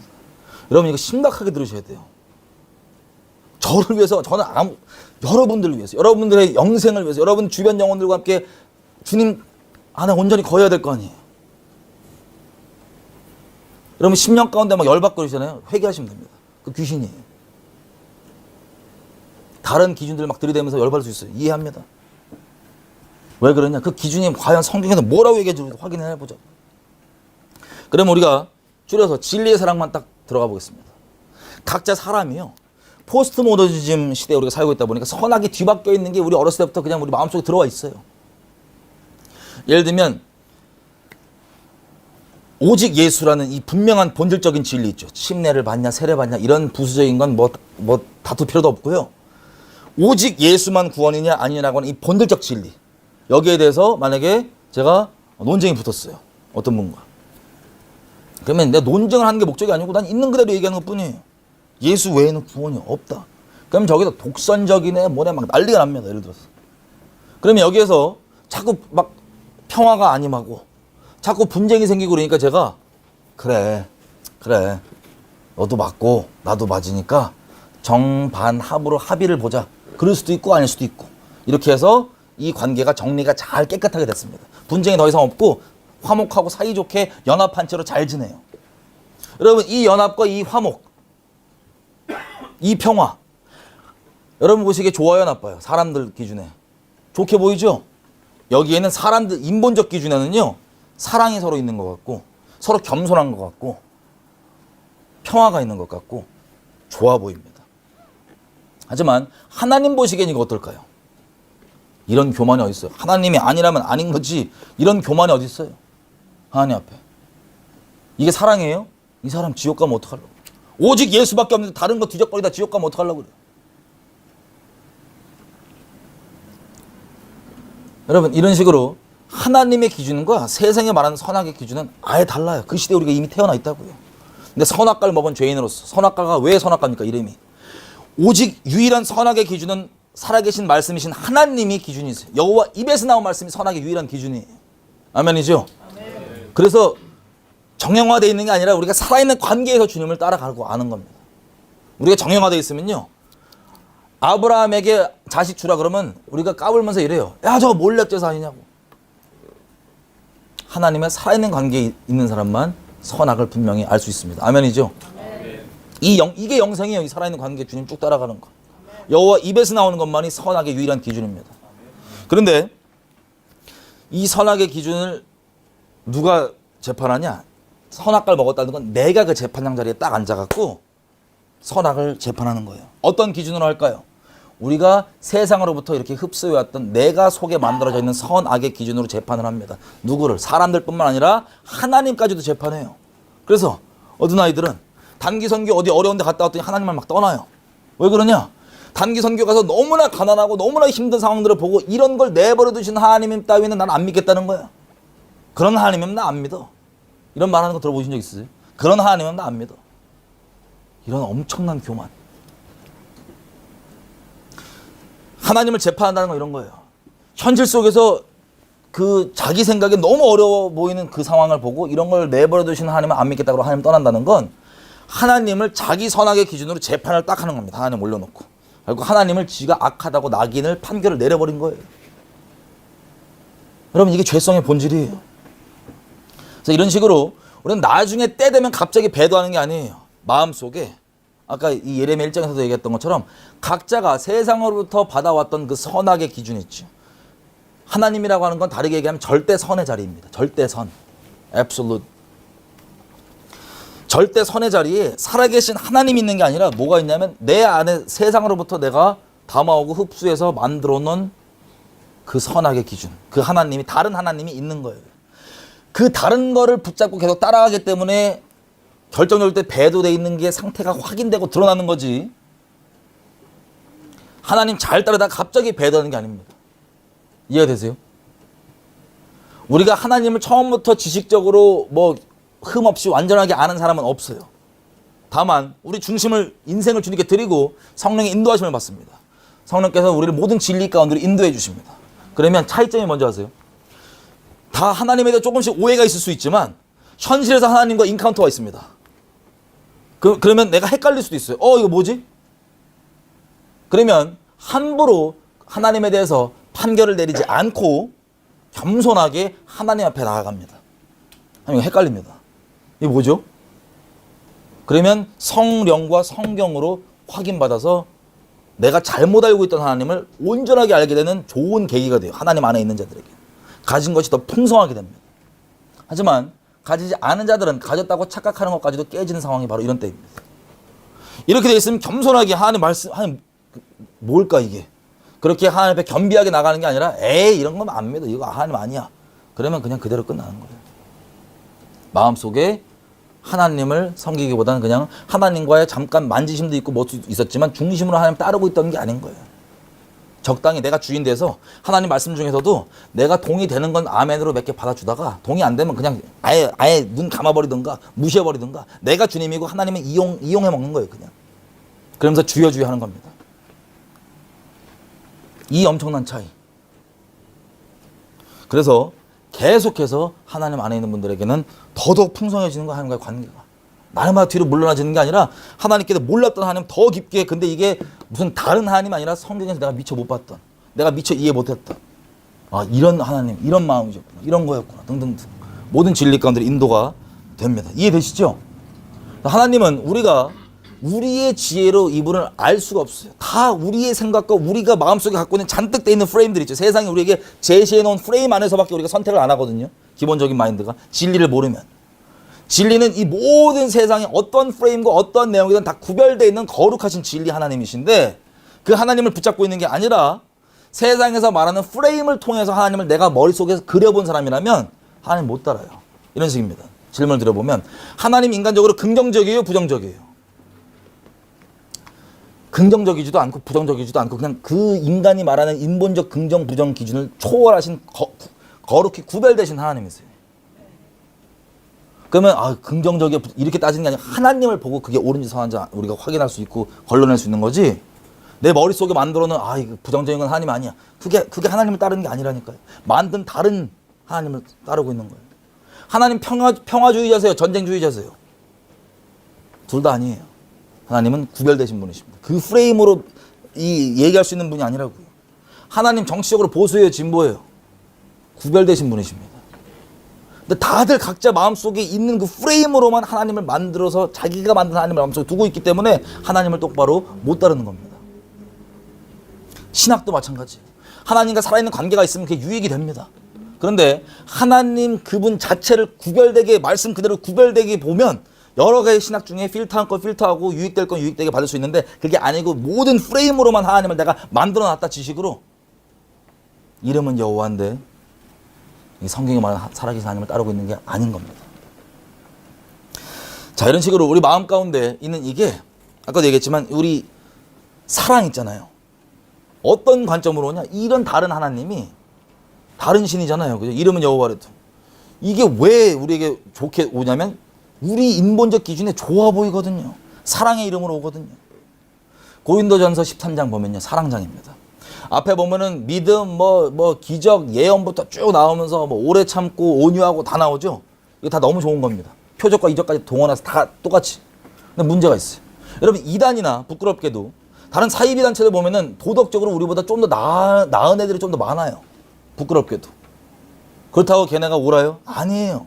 우리 사람이 무슨 도토리 키재기 합니까? 그렇다고 막살라는 말도 아닙니다. 무슨 도토리 키재기를 합니까? 제가 이스라엘을 가도 거기 청년들이 막 와 있어요. 분쟁 지역에. 좀 분쟁 지역으로 들어가거든요. 전도하러. 분쟁 지역에 가 있으면 서방 청년들이 와 있어요. 그럼 얘기를 막 합니다. 막 어쩌고 얘기를 하면서 자기는 여기 젊음에 누가 안 알아줘도 젊음을 헌신해갖고 여기에 자기 비용 들여서 와서 여기 있음으로써 이 분쟁이 잘 안 일어나게 막을 수 있는 그런 어떤 매개체가 되니까 자기가 와 있는 거예요. 이거 인간적으로 볼 때 좋아요, 나빠요? 인간적으로 볼 때 참 귀하죠. 얘기를 하다가 저한테 물어봅니다. 너 뭐하러 왔니? 나 전도하러 왔는데. 그러면 바로 태도가 확 바뀌어요. 막 난리가 납니다, 저한테. 너 같은 놈 때문에 세상에 분쟁이 생긴다고. 너 같은 독선적인 놈 때문에 세상에 평화가 없다고. 세상 기준으로 볼 때 좋은 청년이 중심에 있는 진리를 위해요, 대적해요. 이게 적그리스도 세력이에요. 다시 말씀드려 적그리스도 세력은 나빠 보이는 놈들은 마귀가 통로를 잘 못 삼아요. 진짜 속이려면 인간적으로 좋아 보이는 관점이 있어야지만 속입니다. 옛날에 일본에서 저 지진 났을 때 있잖아요. 2011년도에. 그때 막 여진이 막 6점 몇 정도니까 땅이 막 흔들 정도였어요. 그때 많은 사람들이 일본을 막 빠져나왔습니다. 교회 건너고 다. 그때 하나님께 마음 주셔서 우리 이름 없는 몇 명 청년들과 같이 들어왔어요. 근데 거기에 이슬람, 이단, 그리고 이름 없는 전 세계 그리스도인들이 들어와 있습니다. 전도하려고. 자, 방사능 때문에 위험하다 뭐하다 그래서 다들 그래도 하나님 마음 주시니까 죽어도 된다는 마음으로 들어왔을 거 아니에요. 얼마나 귀합니까? 인간적으로 봤을 때, 종교적으로 봤을 때. 근데 거기서 저랑 어떤 미국에서 오신 무명의 그리스도인들이랑 한번 붙었어요. 제가 붙은 게 아니고 난 그냥 있는 그대로 얘기하는 거예요. 근데 승질이 엄청나요. 뭐 때문이냐? 로마서 1장에 남자가 남자를 보고 성욕이 부릴 듯 일어나면 이게 마음에 안 드는 거예요. 이 사람들이. 아니 이건 정욕 아니냐? 자, 아니래. 너 만나봤냐 그 사람? 만나봤냐? 얼마나 서로에게 신실하고 좋은데, 얼마나 착한데. 그러면서 이걸 동의 못한다고 저한테 난리를 치더라고. 독선적이라고. 그럼 생각해 보십시오. 종교적으로 흠이 없어 보여요. 이 사람은 얼마나 좋아 보입니까? 그 방사능 위험이 있어도 오고, 전도한다고 오고, 그리고 사람들 다 나가는데 오는 이 종교적으로 흠이 없어 보이는 이 사람들이 누가? 적그리스도 세력이에요. 제가 미워서 그 사람들 말씀드리는 게 아니라 정확하게 영적으로 얘기하면 이게 적그리스도 세력이에요. 이런 세력들을 쓸 수 있는 거예요. 여기에 다 미혹되는 거예요. 아, 저렇게까지 헌신하고 저렇게까지 하는 사람이 무슨 잘못된 길을 하겠냐? 상관없습니다. 진리가 아니면 그냥 아닌 거예요. 껍데기 아무리 좋아 보이는 스펙과 간판과 좋아 보이는 인간적 선이 있고 도덕이 있어도 그게 그걸 진리로 만들어주는 게 아니라 진리가 아닌 건 아닌 거예요. 그래서 고린도전서 13장 보면 사랑에 대한 기록이 쫙 나오는데 다 좋습니다. 어떤 건 다른 이단들 우리보다 더 뛰어나 보여요. 부끄럽게도. 그런데 중요한 건 6절에서 13장 6절에 뭐라고 되어 있냐면 불의를 기뻐하지 아니하고 진리와 함께 기뻐하는 이 터, 한마디로 건물로 치면 이 땅 있죠. 이 건물을 세우는 땅이 진리이냐 아니냐가 큰 문제인데 진리가 아닌 곳에도 2층, 3층, 4층 사랑 똑같이 지어볼 수 있어요. 여기에 다 미혹되는 거예요. 뭐가 없으면? 이 진리가 없으면. 그럼 진리의 사랑은 복잡하고 어려운 게 아니에요. 여러분들이 만약에 자식이 있거나 그러면 아주 쉽게 합니다. 아니 부모님께 이 관계가 이 부모님이 좀 뭐랄까 하나님을 좀 아시는 분이었거나 아니면 정말 자식을 진리의 사랑으로 대하신 분이라면 여러분 이미 알 수 있습니다. 뭐냐? 여러분 자식이 만약에 마약 중독자예요. 그러면 얘를 오냐오냐 주면서 기분 안 나쁘게 해주고 무례하지 않게 대하면서 그리고 얘를 네 자유를 내가 보장해주고 가라. 내가 용돈 줄 테니까 마약 땡겨라. 그리고 내가 너를 위해서 내가 나가서 시위해 줄 테니까 합법화 만들어 줄게. 너를 사랑해서 차별하지 않고. 이게 사랑이에요? 아니면 요놈 자식을 다리 몽댕이를 뿜질러서라도 야 때려서라도 요거를 마약에서 건져주는 게 사랑이에요? 이거는 예수님 몰라도 대답할 수 있습니다. 이게 진리의 사랑이에요. 성경은 다 진리의 사랑인데 이게 다 대체가 됐어요. 교회에서. 단적인 예로 들어볼게요. 지금 우리가 갖고 있는 종교적 기준으로 성경에 나오는 인물들 한 명이라도 교회에 오잖아요. 쫓겨나요. 그냥 쫓겨나요. 이유는 뭐냐? 사랑 없고 과격하고. 여기 나와 있는 수많은 선지자들의 이제 기록을 볼 때마다 그 마음이 부어져서 미치겠습니다. 이 사람들 표현을 보잖아요. 개역 한글이나 이런 데 보면 되게 우리가 얌전하게 돼 있는데 그 마음이 이 성령께서 부어주신 마음과 같이 보면요. 이거 완전 지금 우리 기준으로 보면 독설이에요. 독설 그냥. 어떻게 보면. 근데 이게 미워서 하는 말이 아니고 눈물의 절규입니다. 너 거기 있으면 그렇게 끔찍하게 네가 하나님을 버리고 그렇게 끔찍하게 음란함 가운데 있는데 제발 돌아오라고. 네가 그렇게 가증하게 하나님 떠나갖고 있지만 하나님께서 너를 어떻게든 살리시기 원하고 아껴주시기 원하니까 제발 돌아오라고. 그러면 여러분 우리 모두 왕 같은 제사장이죠. 중보자입니다. 중보는요 한편을 위한 게 아니에요. 하나님과 사람 사이의 중간에서 중재하는 게 중보자인데 하나님은 거룩하셔서 죄를 심판할 수밖에 없는 분이십니다. 그러면 아모스서 3장 3절 이하로 쭉 내려가서 보시면 하나님과 임마누엘로 동행하는데 마음이 합해지는데 나오는 내용들이 다 재앙에 대한 선고들이에요. 누굴 때리고 싶으면 얘기 안 하고 가서 그냥 때려버립니다. 피할까 봐. 몰래 가서 확 때려야 돼요. 근데 때리는 게 목적이 때려야만 하지만 공의로워서 때리고 싶지 않으면 말을 해야 돼.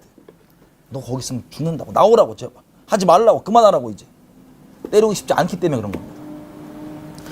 하나님의 친구들이 하나님의 마음을 알게 돼요. 여기 사람들이 있으면 이 죄악의 관영에서 하나님이 죄에 대한 심판을 쏟으시려고 이만큼 진노가 쌓이고 공의가 찹니다. 그러면 하나님이 마음을 나눠주세요. 자기 종들에게 알려주지 않고는 비밀에 행하시는 게 없다고요. 왜? 때리는 것 자체가 목적이 아니시니까 무슨 마음이시냐면 내가 저걸 때릴 수밖에 없으니까 제발 가서 네가 저들이 나올 수 있도록 해달라는 거예요. 제발 나 좀 말려달라는 거예요. 에스겔서 22장을 인용하자면 내가 성을 쌓고 두 가지가 함께 있습니다. 성을 쌓고 성 무너진다를 마가 선자를 내가 못 찾았기 때문에 진노로 쏟았다고. 두 가지가 세트예요. 하나님께서 진노하신 부분을 알면 하나님의 마음을 아는 사람, 마치 예수님 십자가를 지신 이유가 그겁니다. 하나님의 공의가 쏟아져야 되니까 자기가 하나님 저 대신 맞으면 안 됩니까? 저 대신 죽이시면 안 됩니까? 아니면 저를 살려주시면 안 됩니까? 마치 모세가 기도했던 것처럼. 그래서 기도가 나갑니다. 주님 앞에. 하나님 조금만 더 참아주십시오. 조금만 더 참아주십시오. 그러면 하나님이 때리는 것 자체가 목적이 아니시기 때문에 뒤로 미루세요. 근데 이 하나님과 나 사이에 기도로 표현되는 이것만 있잖아요. 그럼 이게 온전한 중보가 아니에요. 한 편만을 위한 게 아니에요. 중보는 양쪽 편을 다 위해야 됩니다. 그럼 이거는 하나님께서 만약에 참았다고 쳐봐요. 뒤로 미루셨다고 쳐봐요. 근데 하나님의 진노는 죄에 쏟아지는 겁니다. 저 사람들이 지금 거하고 있는 죄에 쏟아지는 겁니다. 그럼 반대로 무슨 일이 또 일어나야 돼요? 사람들에게 가서 거기 있으면 재앙이 떨어지니까 제발 나오라고 그대로 건져내야 되는 겁니다. 그런데 여러분 우리가 오해하는 게 회개하라는 말이 그냥 야 회개해 임마 이런 식으로 높은 마음으로 너 잘못했지 이런 게 아니에요. 네 죄를 네가 알렸다 이런 게 아니에요.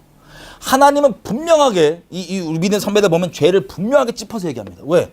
넌 나쁜 놈이라 낙인 찍기 위한 게 아니고 그 죄 위에 하나님의 진노가 쏟아지니까 제발 거기서 나오라는 거예요. 그 죄에서. 제발 돌이키자는 거예요. 이게 진리의 사랑입니다. 근데 이거를 못 받아들여요. 왜? 옛날에 이스라엘 백성도 못 받아들였고 지금도 마찬가지예요. 이 사랑 못 잡고 이 사랑 안 잡고 있으면 다 미혹되고 다 배도되는 겁니다. 이 사랑. 세례 요한 지금 시대에 교회에 왔다고 생각해 보세요. 내적 치유 보내요. 좋은 교회라면. 그럼 사랑 많다는 교회면 내적 치유 보내요. 아니면 보통 교회 쫓아내는가. 수많은 우리 믿음의 선배 다 마찬가지입니다. 왜? 진리의 사랑이 뭔지 모르고 다 대체가 돼 있어요. 어떻게 대체가 돼 있냐? 해보십시오. 우리 레위기서 한번 가볼게요. 19장.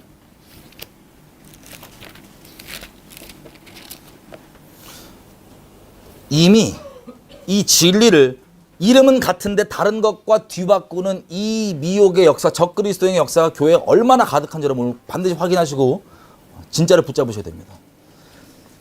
레위기 19장 17절, 18절. 레위기 19장 17절, 18절.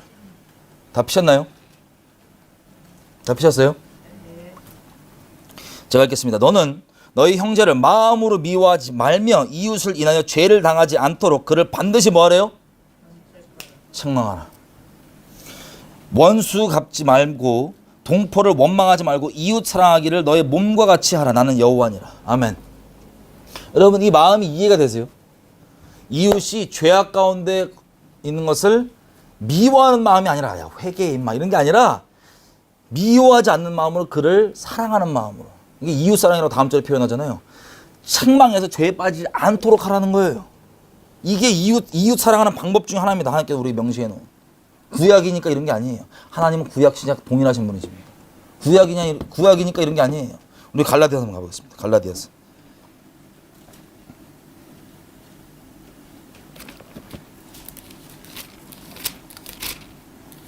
갈라디아서 6장 1절. 이 부분이 우리에게 눈이 많이 가려져 있습니다. 6장 1절.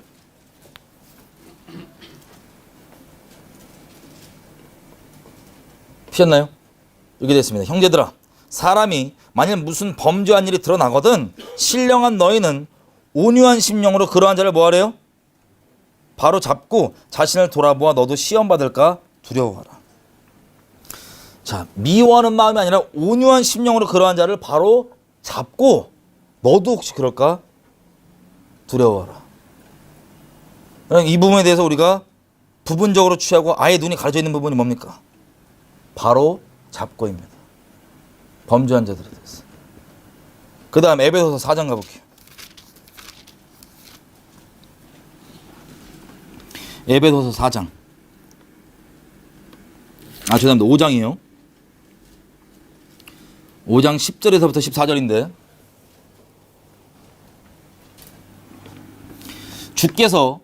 주께 기쁘시게 할 것이 무엇인가 시험하여 보라. 너희는 열매 없는 어둠의 일에 참여하지 말고 도리어 뭐 하라고요? 책망하라. 이 부분이 우리에게 가려져 있습니다. 왜? 진리의 사랑을 잃어버렸기 때문에. 그래서 이것을 책망하면 13절 책망받는 모든 것이 빛으로 나타나니 나타나지는 것마다 빛이라. 깨어난다. 물론 거절할 사람들은 거절하겠지만 그게 책망받고 아, 나 돌이켜야겠구나. 돌이킨 사람들이 있는 거예요. 이 부분이 우리에게 가려져 있습니다. 왜 그랬냐? 고린도전서 5장 가볼게요.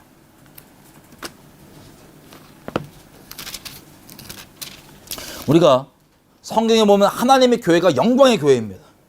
세상이 감당 못하는 음부의 권세가 감히 감당 못하는 영광의 교회입니다. 가는 곳마다 어둠의 경건이 박살나야 됩니다. 그게 성경이 말하는 교회예요. 근데 우리가 어떻게 다 이렇게 사교 집단처럼 돼버렸고 능력도 잃어버리고 영광도 잃어버리고 거룩도 잃어버리고 그리고 심지어 사람에게 밟혀서 땅에 밟히는 개독소를 듣게 됐냐? 뭐 여러 가지 원인이 있지만 여기 중에 우리가 보는 게 이겁니다. 고린도전서 5장 보면 이렇게 돼 있어요. 5장에 나오는 사람이 고린도 교회 사람인데 아버지의 아내, 그러니까 뭐 친엄마인지 새엄마인지 모르겠어요. 음행을 같이 하는 거예요. 이걸 교인들이 다 알아요. 교인들이.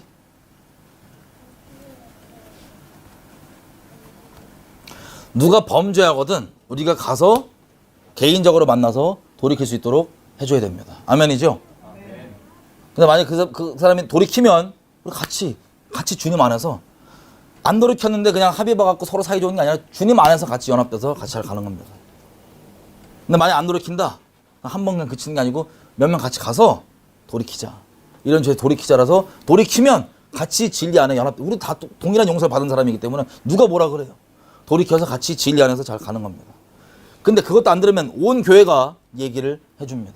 근데 그걸 안 들으면 뭐라고 돼 있어요? 이방인처럼 여기고 쫓아내라고 돼 있어요. 왜 그러냐? 적은 누룩이 온덩이에 퍼집니다. 여기 이 고린도서 보면 뭐라고 돼 있냐면 이렇게 돼 있어요. 2절. 그런 범죄함을 너희가 한 애가 있다는데 그러하고도 너희가 오히려 교만하여져서 어찌하여 통한이 여기지 아니하고 그 일 행한 자를 너희 중에서 쫓아내지 아니하였느냐?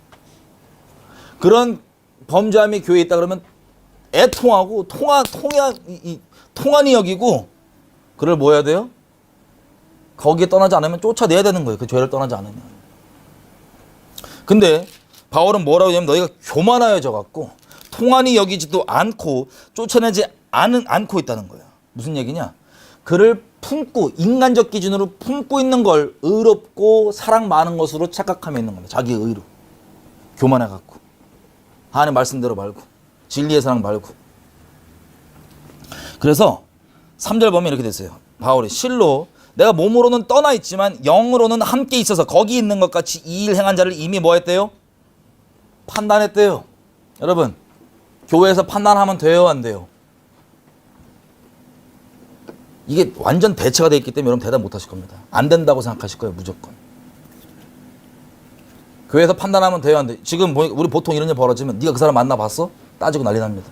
바울은 그 사람 만나봤어요 안 만나봤어요? 우리 기준으로 바울도 이상한 사람이에요. 우리 종교적 기준으로 지금 기준으로. 왜? 안 만나봤는데 영으로 판단했대 이미. 어머 판단했네 이렇게 나온다니까요. 바울 우리가 쫓아내요 이상해서. 말씀대로 하는 건데. 어떤 거는 굳이 안 만나봐도 그냥 아는 게 있는 거예요. 자 판단이란 건 뭐냐? 여기 끼시고 요한복음 5장 갔다 와보겠습니다. 요한복음 5장 보면 예수님 이렇게 예수님 우리 샘플이잖아요. 어떻게 판단하시는지. 판단을 아예 안 하는 건 미련한 바보짓이고 사단이 아주 낄낄거리면서 좋아하는 죄송한 얘기입니다. 등신짓이에요. 종교적 등신짓. 사단이 그걸 간절히 바래요. 그렇게 우리를 만들어놨어요. 완전 종교적 식물인간으로 만들어버렸어요. 하나님의 영광의 교회를. 5장에 보면 30절에 이렇게 됐어요. 예수님이 내가 아무것도 스스로 할 수 없노라. 듣는 대로 판단한다. 듣는 대로 심판한다. 이는 나의 원대로 하려 하지 않고 나의 보내신 이의 원대로 하려는 거로 내 심판은 내 판단은 의로우니라. 예수님이 어떻게 판단하시냐? 우리가 교회에서 흔히 판단하지 마라고 얘기하는 건 하나님이 기준이 아니라 내 기준이 있죠. 사람의 죄성이 있기 때문에 자기가 선악의 기준 잔뜩 종교적 기준 이만큼 만들어놨어요. 그 기준으로 함부로 판단하지 말아야 돼요. 판단하면 안 돼요. 그 기준으로는. 그런데 하나님께서 어떤 건이나 뭐에 대해서 말씀해 주시는 대로는 알아야 됩니다. 그렇게 판단해야 됩니다. 이해가 되세요? 내 기준으로 내 선악의 기준, 내 종교적 기준으로 판단하는 게 아니라 하나님께서 살아있는 관계에서 말씀해 주시는 대로 알고 판단해야 되는 겁니다. 근데 우리는 이거를 아예 그냥 판단 자체를 상쇄시켜서 온갖 더러움과 하수구, 꾸정물과 악독한 것이 쭉쭉 들어와도 난 판단하면 안 돼 얘기하면서 스스로 의롭게 여기면서 그 꾸정물 먹으면서 죽고 모든 능력을 상실해버리고 사망 가운데 거하게 만드는 그 끔찍한 가운데 자랑스럽게 있다고. 종교적으로 자랑스러워하면서. 마치 지금 고린도 교회처럼. 그리고 이렇게 얘기합니다. 6절 너희의 자랑하는 것이 옳지 않다. 뭘 자랑하는? 이걸 자랑하는 거예요. 지금 우리 현대교회들처럼 이 미혹돼 있고 이 대치돼 있는 이처럼 판단 안 했다 나는. 그리고 이를 품고 있다는 거예요. 품는 거 좋아해요 개인적으로. 근데 교회에 접붙이는 건 별개의 문제입니다. 왜 그러냐면 너의 자랑하는 게 옳지 않다. 적은 누룩이 온덩이에 퍼지는 것을 알지 못하느냐. 여러분 사과 있죠. 사과 한 박스에 전부 싱싱해요. 근데 하나만 딱 썩었어. 근데 그걸 같이 넣습니다. 상자에다가. 시간이 좀 지나서 상자를 열으면 어떻게 될까요? 다 썩죠. 마찬가지.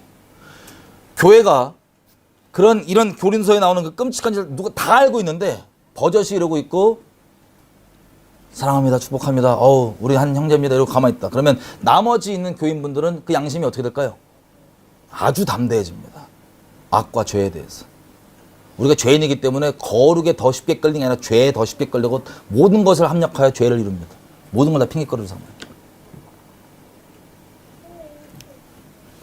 그래서 12절 쭉 내려가면 내가 판단하는 게 당연한 거고 너희는 왜 이걸 판단을 못하냐. 이거조차 판단 못하는 지혜가 없냐. 6장 2절 성도가 세상 판단할 걸 너희가 알지 못하냐. 천사도 너희가 판단할 걸 알지 못하느냐. 어찌하여 너희 중에 지혜가 없다고 이거 하나 판단 못해서 이렇게 적은 누룩이 온덩이에 퍼져서 다 엉망으로 살고 있느냐. 그러면서 통한이 여기는 게 아니라 그 잘못된 다른 사랑을 가지고 왜 스스로 의로워하고 있느냐. 이게 현대 교회 가운데 거룩과 능력을 상실한 이유 중에 큰 거예요. 진리의 사랑이 아니라 바뀐 사랑. 그리고 판단하지 마도 다르게 리플레이스 대체돼 갖고 이 종교적으로 의로워하면서 하나님께서 사랑하신 교회를 완전히 엉망진창으로 만드는, 완전 땅에 짓밟혀도 괜찮은, 능력과 거룩을 상실해도 괜찮은, 그렇게 만들면서 스스로 의로워하는, 이게 전 세계 우리 대치되는 교회 중 하나입니다. 교회들의 모습입니다. 일부입니다. 또 17장 가볼게요. 누가복음. 거의 끝났습니다. 제가 시간이 좀 길어지는데 누가복음 17장. 여러분 이게 정말 중요해요. 제가 여러분들 언제 다시 볼지 모르니까 여러분 이게 우리가 정말 중요한 거예요. 주님 오시기 전에 이거 진리의 사랑 못 붙잡으면, 이 차이가 뭔지 모르면, 여러분 이거 혹시 제가 올릴 테니까 이해가 안 되시면 하나님의 은혜를 구하시면 몇 번이고 이거를 이해뿐만 아니라 하나님 앞에 순종하고 아닌 것들은 걷어내면서 하나님 앞에 온전히 쓰셔야 됩니다. 저를 위해서, 여러분들을 위해서 간절한 부탁. 내 주변에 이게 얼마나 애통하고 안타까운지 몰라요. 몇 번은 제가 똑같은 얘기 계속합니다. 몇 번을 들어도 저 얘기 또 해. 그게 아니라 이해를 못하고 거기에 대해 적용을 못하고 다 듣고 그대로 그냥 인본 사랑으로 쭉 흘러가면서 엉망이 되는 걸 계속 봐요. 수년째. 17장에 보면 용서가 어떻게 바뀌어 있냐, 대체되어 있냐.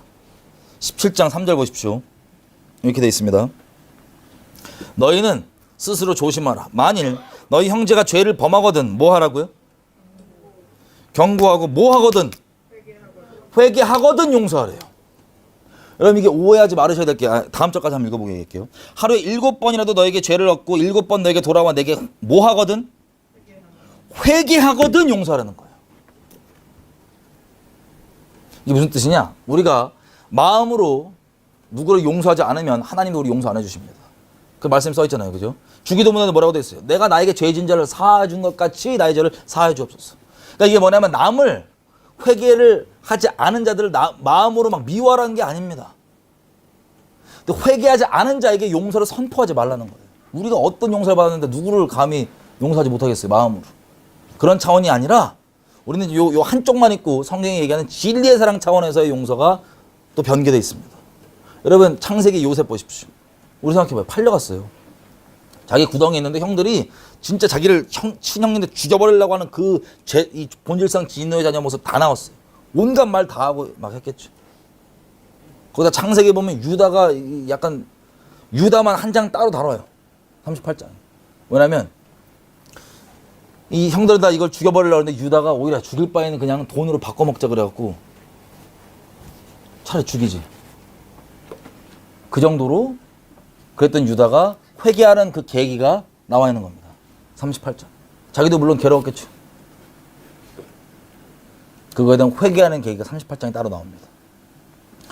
요셉이 하나님과의 동행하다 보니까 마음으로 이미 형들 다 용서했어요. 이게 하나님의 섭리였구나 그러고 이미 알고 있습니다. 그래서 총리 때 기근이 있을 때 형제들이 왔어요. 그러면 우리 인간적 관점이면 이거는 때가 온 거예요. 와, 나 그렇게 팔아먹었지. 옛날 고대의 노예면은 우리가 상상 초월할 정도입니다. 옛날 고대의 노예로 그 고생하면서 강간 미수범이나 누명까지 다 그 감옥까지 있었던 그 요셉이 총리가 된 다음에 하나님의 섭리를 깨닫는 채로 총리가 됐죠. 형제들이 온 거예요. 그것도 기근이 나갖고 먹을 게 없고 난 총리야. 권세가 다 있어. 그럼 나 이 생고생하게 만들었던 그 형들. 인간적인 관점에는 복수의 때예요. 근데 요셉이 보면 마음이 어떻습니까? 울컥 우는 거. 뒤에 가서 몰래 울고 나와요. 왜? 마음으로 미워하는 게 아니에요, 형제들.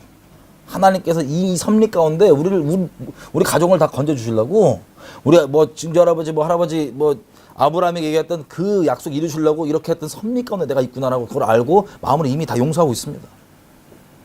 근데 내가 요셉이라고 얘기하고 용서를 함부로 선포하지 않아요. 언제까지 기다리냐?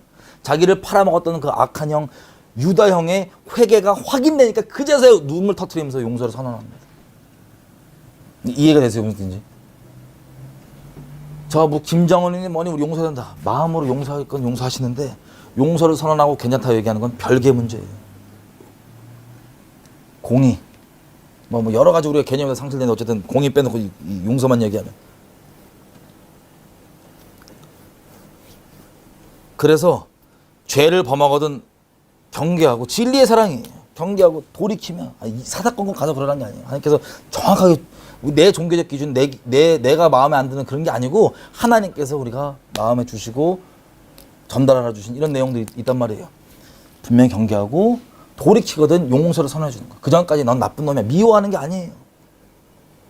성경, 구약, 신약 다 얘기하는 것처럼 미워하지 않는 마음으로. 근데 이것이 우리가 상실되어 있습니다. 용서란 이름으로 모든 죄악과 더러움을 다 받아들이고 다 문대고 다 비벼서 막 그냥 섞여 있어요. 그것도 의롭게 여기고. 용서가 이렇게 배치되어 있습니다. 다른 걸로. 마지막으로 사랑을 정리하면 산상수훈 가보겠습니다. 마태복음 5장.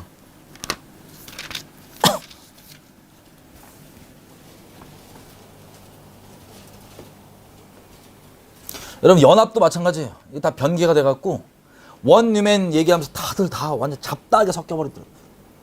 원유맨이 뭡니까? 이방인이건 유대인이건 진리 안에 속하면 진리에서 이게 하나 된 걸 얘기하는 건데 이건 뭐 어렵지도 않은 내용인데 그냥 완전 가정에 있는 사람이건 뭐건 뭐 대한민국 북한 정권 아무나 다 갖다 집어넣고 그냥 원유맨이래 무조건 다 섞어갖고 그게 배치된 적그리스도의 미혹이에요. 인본주의의 미혹. 근데 이름은 연합이야. 이름은 좋아 보여. 여러분 이 미묘하게도요 하나님 아닌 다른 걸 우리가 마음에 두고 있잖아요. 하나님 자리에 어느 정도냐 이런 식이에요. 갈라디아서에 보면 성령의 열매라는 게 있습니다. 뭐 양선, 뭐 화평, 뭐 여러 가지 있잖아요. 그 중에서 한 가지 얘기해 볼게요. 우리가 주님을 추구하면 자연적으로 나오는 열매가 있습니다. 그런데 이 열매 자체가 나쁜 건 아니겠지만 미묘하게도 그 열매를 하나님 자리에 두잖아요. 이거 다른 신이에요. 화평 하나 얘기해 보면, 자 예수님은 화평을 주러 온 게 아니라 검을 주러 오셨습니다.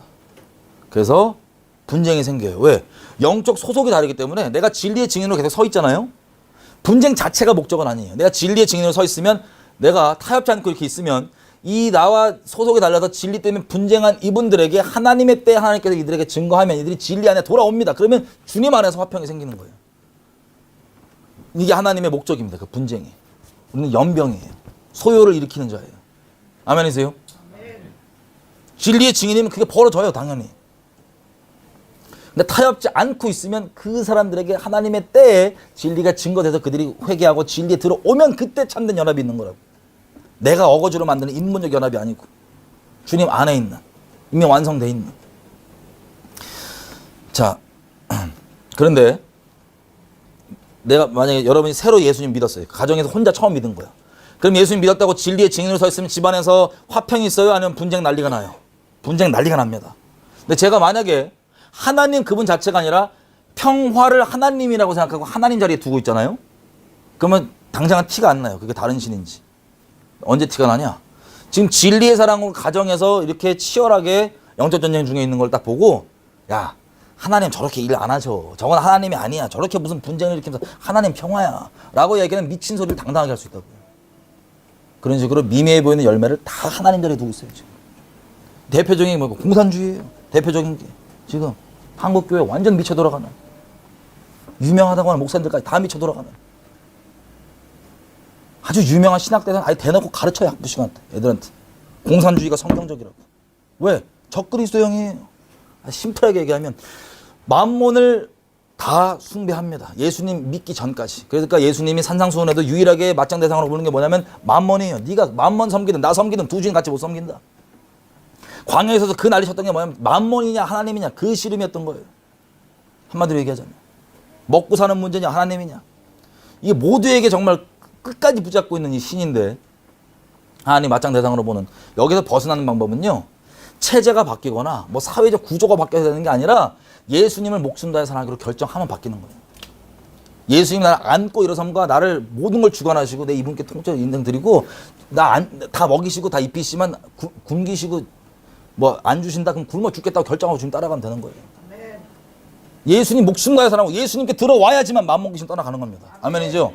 그런데 예수님이 유일한 답인데 어떻게 얘기하냐?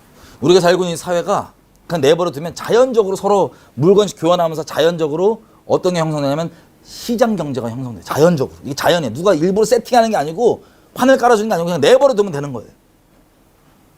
근데 여기에 만몬을 사랑하다 보니까 안 좋은 일이 벌어질 수 있죠. 돈 사랑하면 일만하게 뿌리니까. 여기에다가 이것을 이 시스템을 자본주의라는 프레임을 딱 씌워요. 그 다음에 이걸 엄청 나쁜 내용을 다 얘기합니다. 물론 돈 사랑 때문에 일만하게 뿌리니 나쁘니까 나쁜 게 나올 수 있죠. 그것만 쭉 얘기합니다.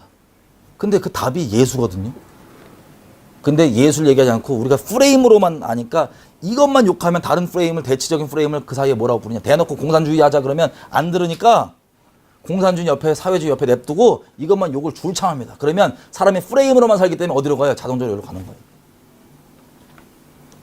그리고 이 공산주의라는 게 뭐냐?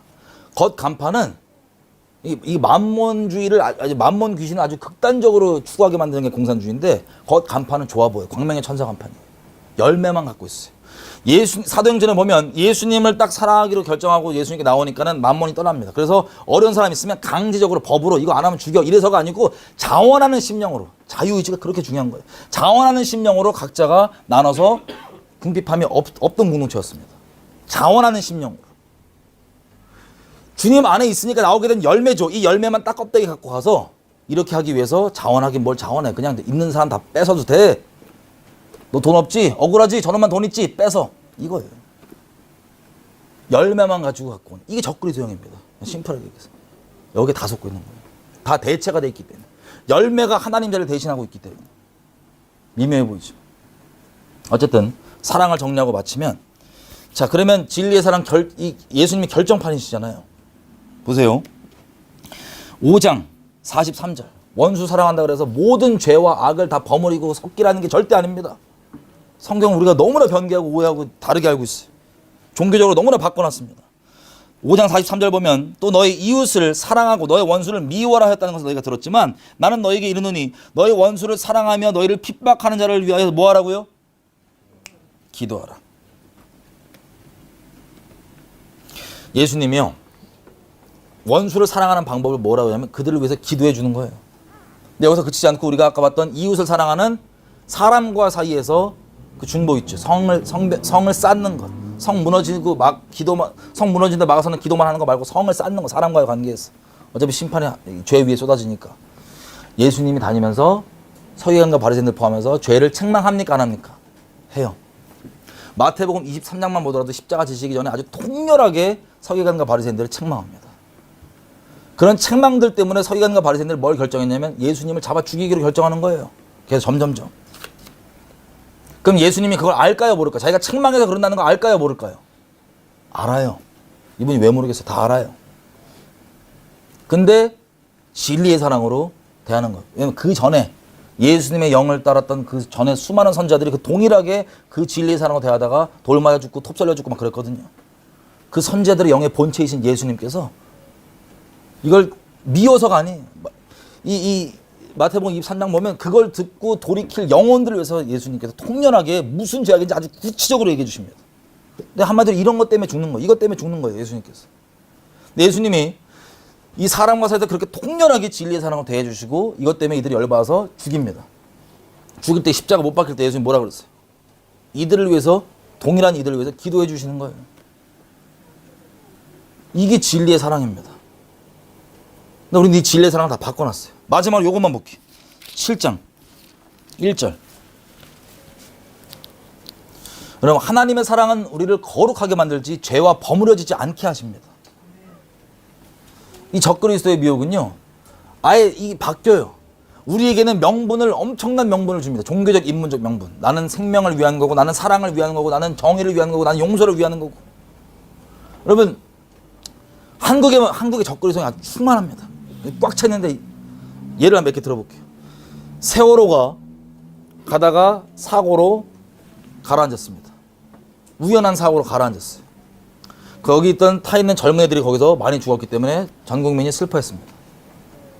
근데 문제가 있어요.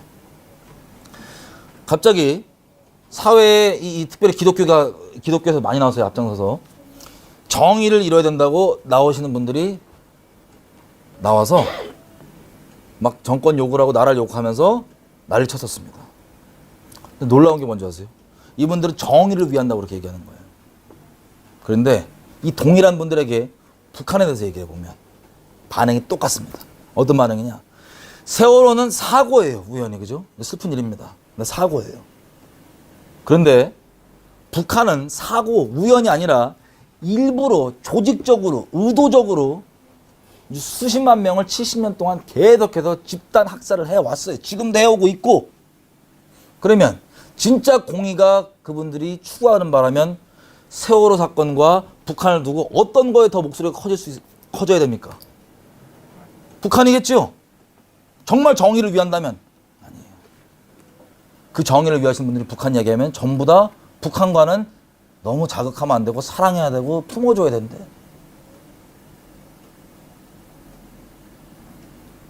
이게 적그리스도형이에요.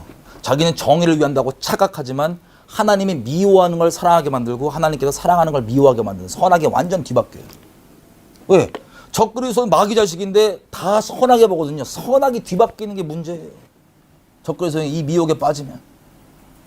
그러니까 이사야서 5장에 보면 흑암을 빛이라 그러고 빛을 어둠이라 그러고 선을 악이라고 얘기하는 그게 왜 그러냐? 이 동일한 이 미혹들이 오기 때문에 그런 거예요. 인본적, 종교적.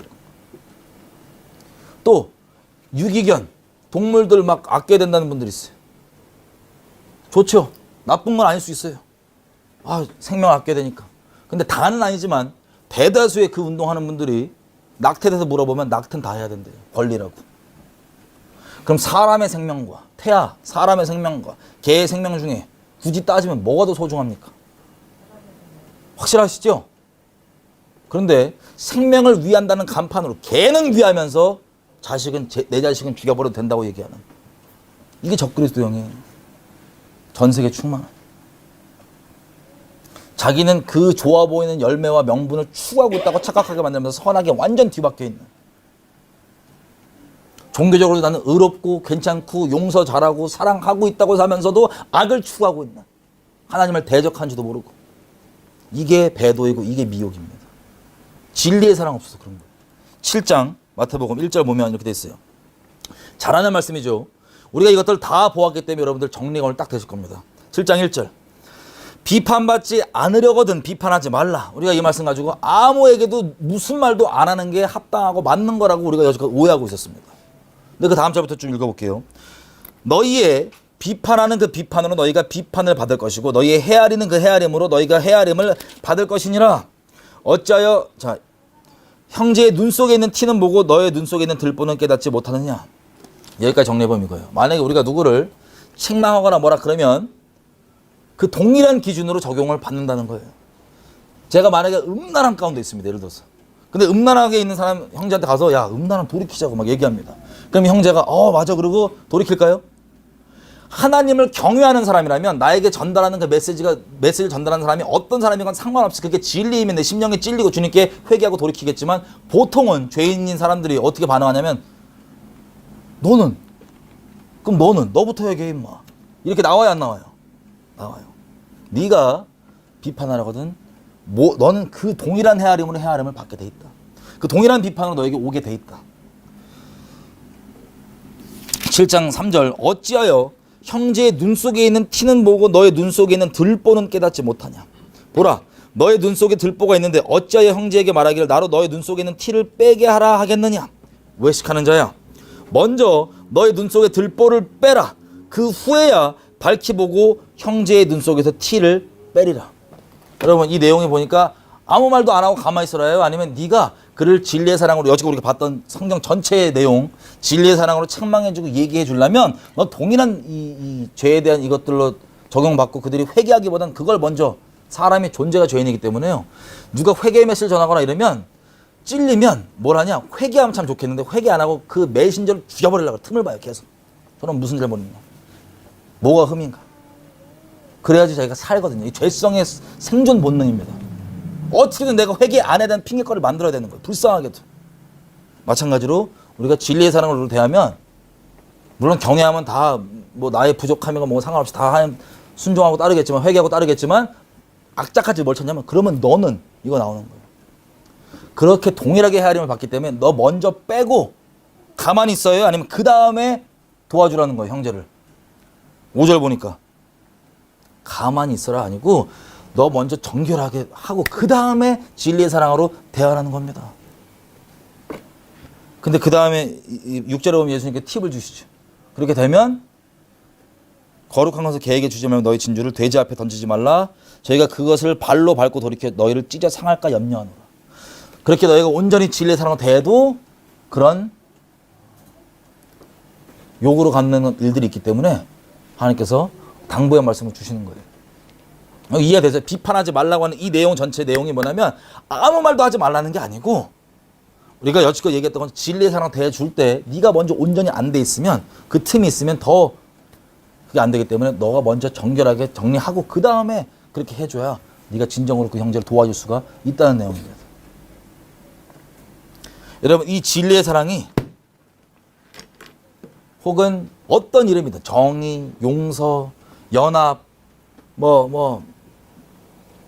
어떠한 이름이든 이름은 같은데 그게 성경적이지 않는 다른 것들로 대체가 되어 있는 게 우리가 지금 살고 있는 현실입니다. 그럼 지금 한번 돌아보십시오.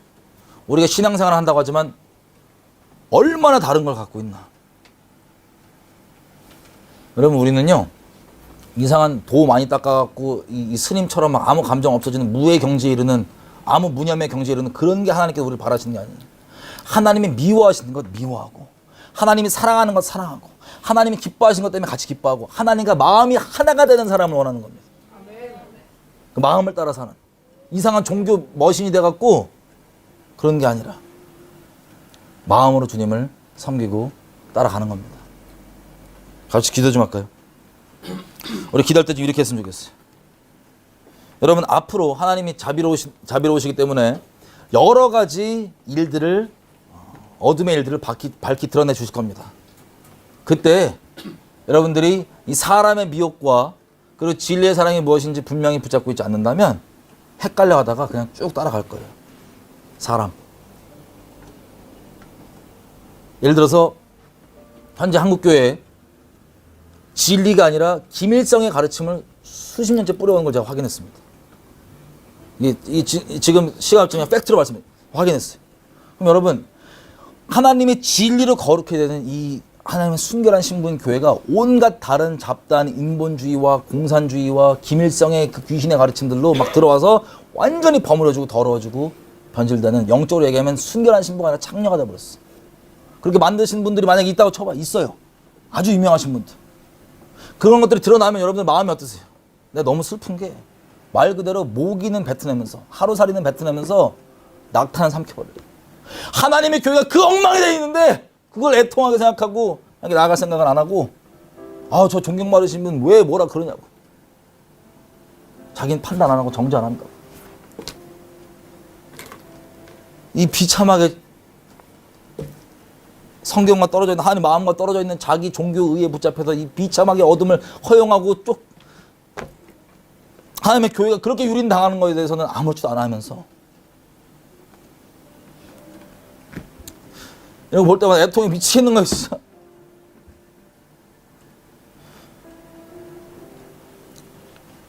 주님 오십니다. 주님 오실 때 그러잖아요. 내가 다시 왔을 때 이 땅에서 믿음을 볼 수 있겠느냐.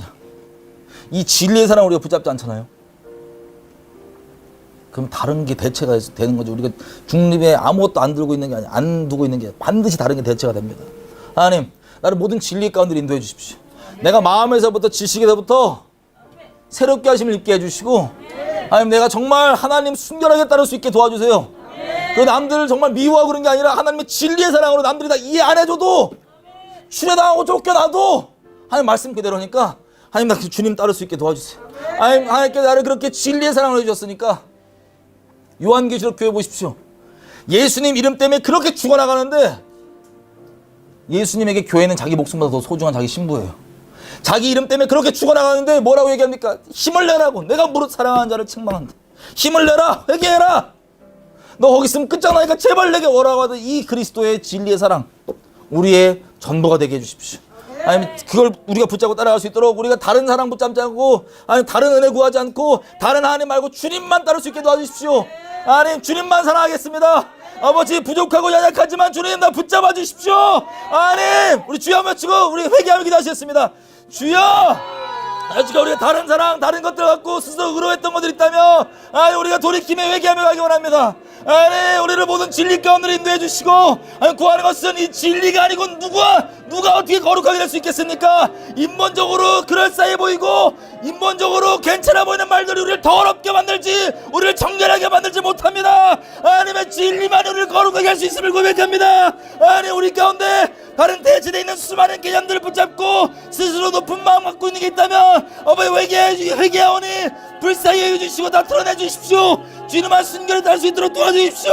아멘. 주님 오실 때 가까운 이때 가운데 수많은 다른 것들 가운데 매어서 혼란스러워하거나 그렇게 버무려지는 게 아니라 주님만 그렇게 순결히 따라가기 원하오니 붙들어 주십시오.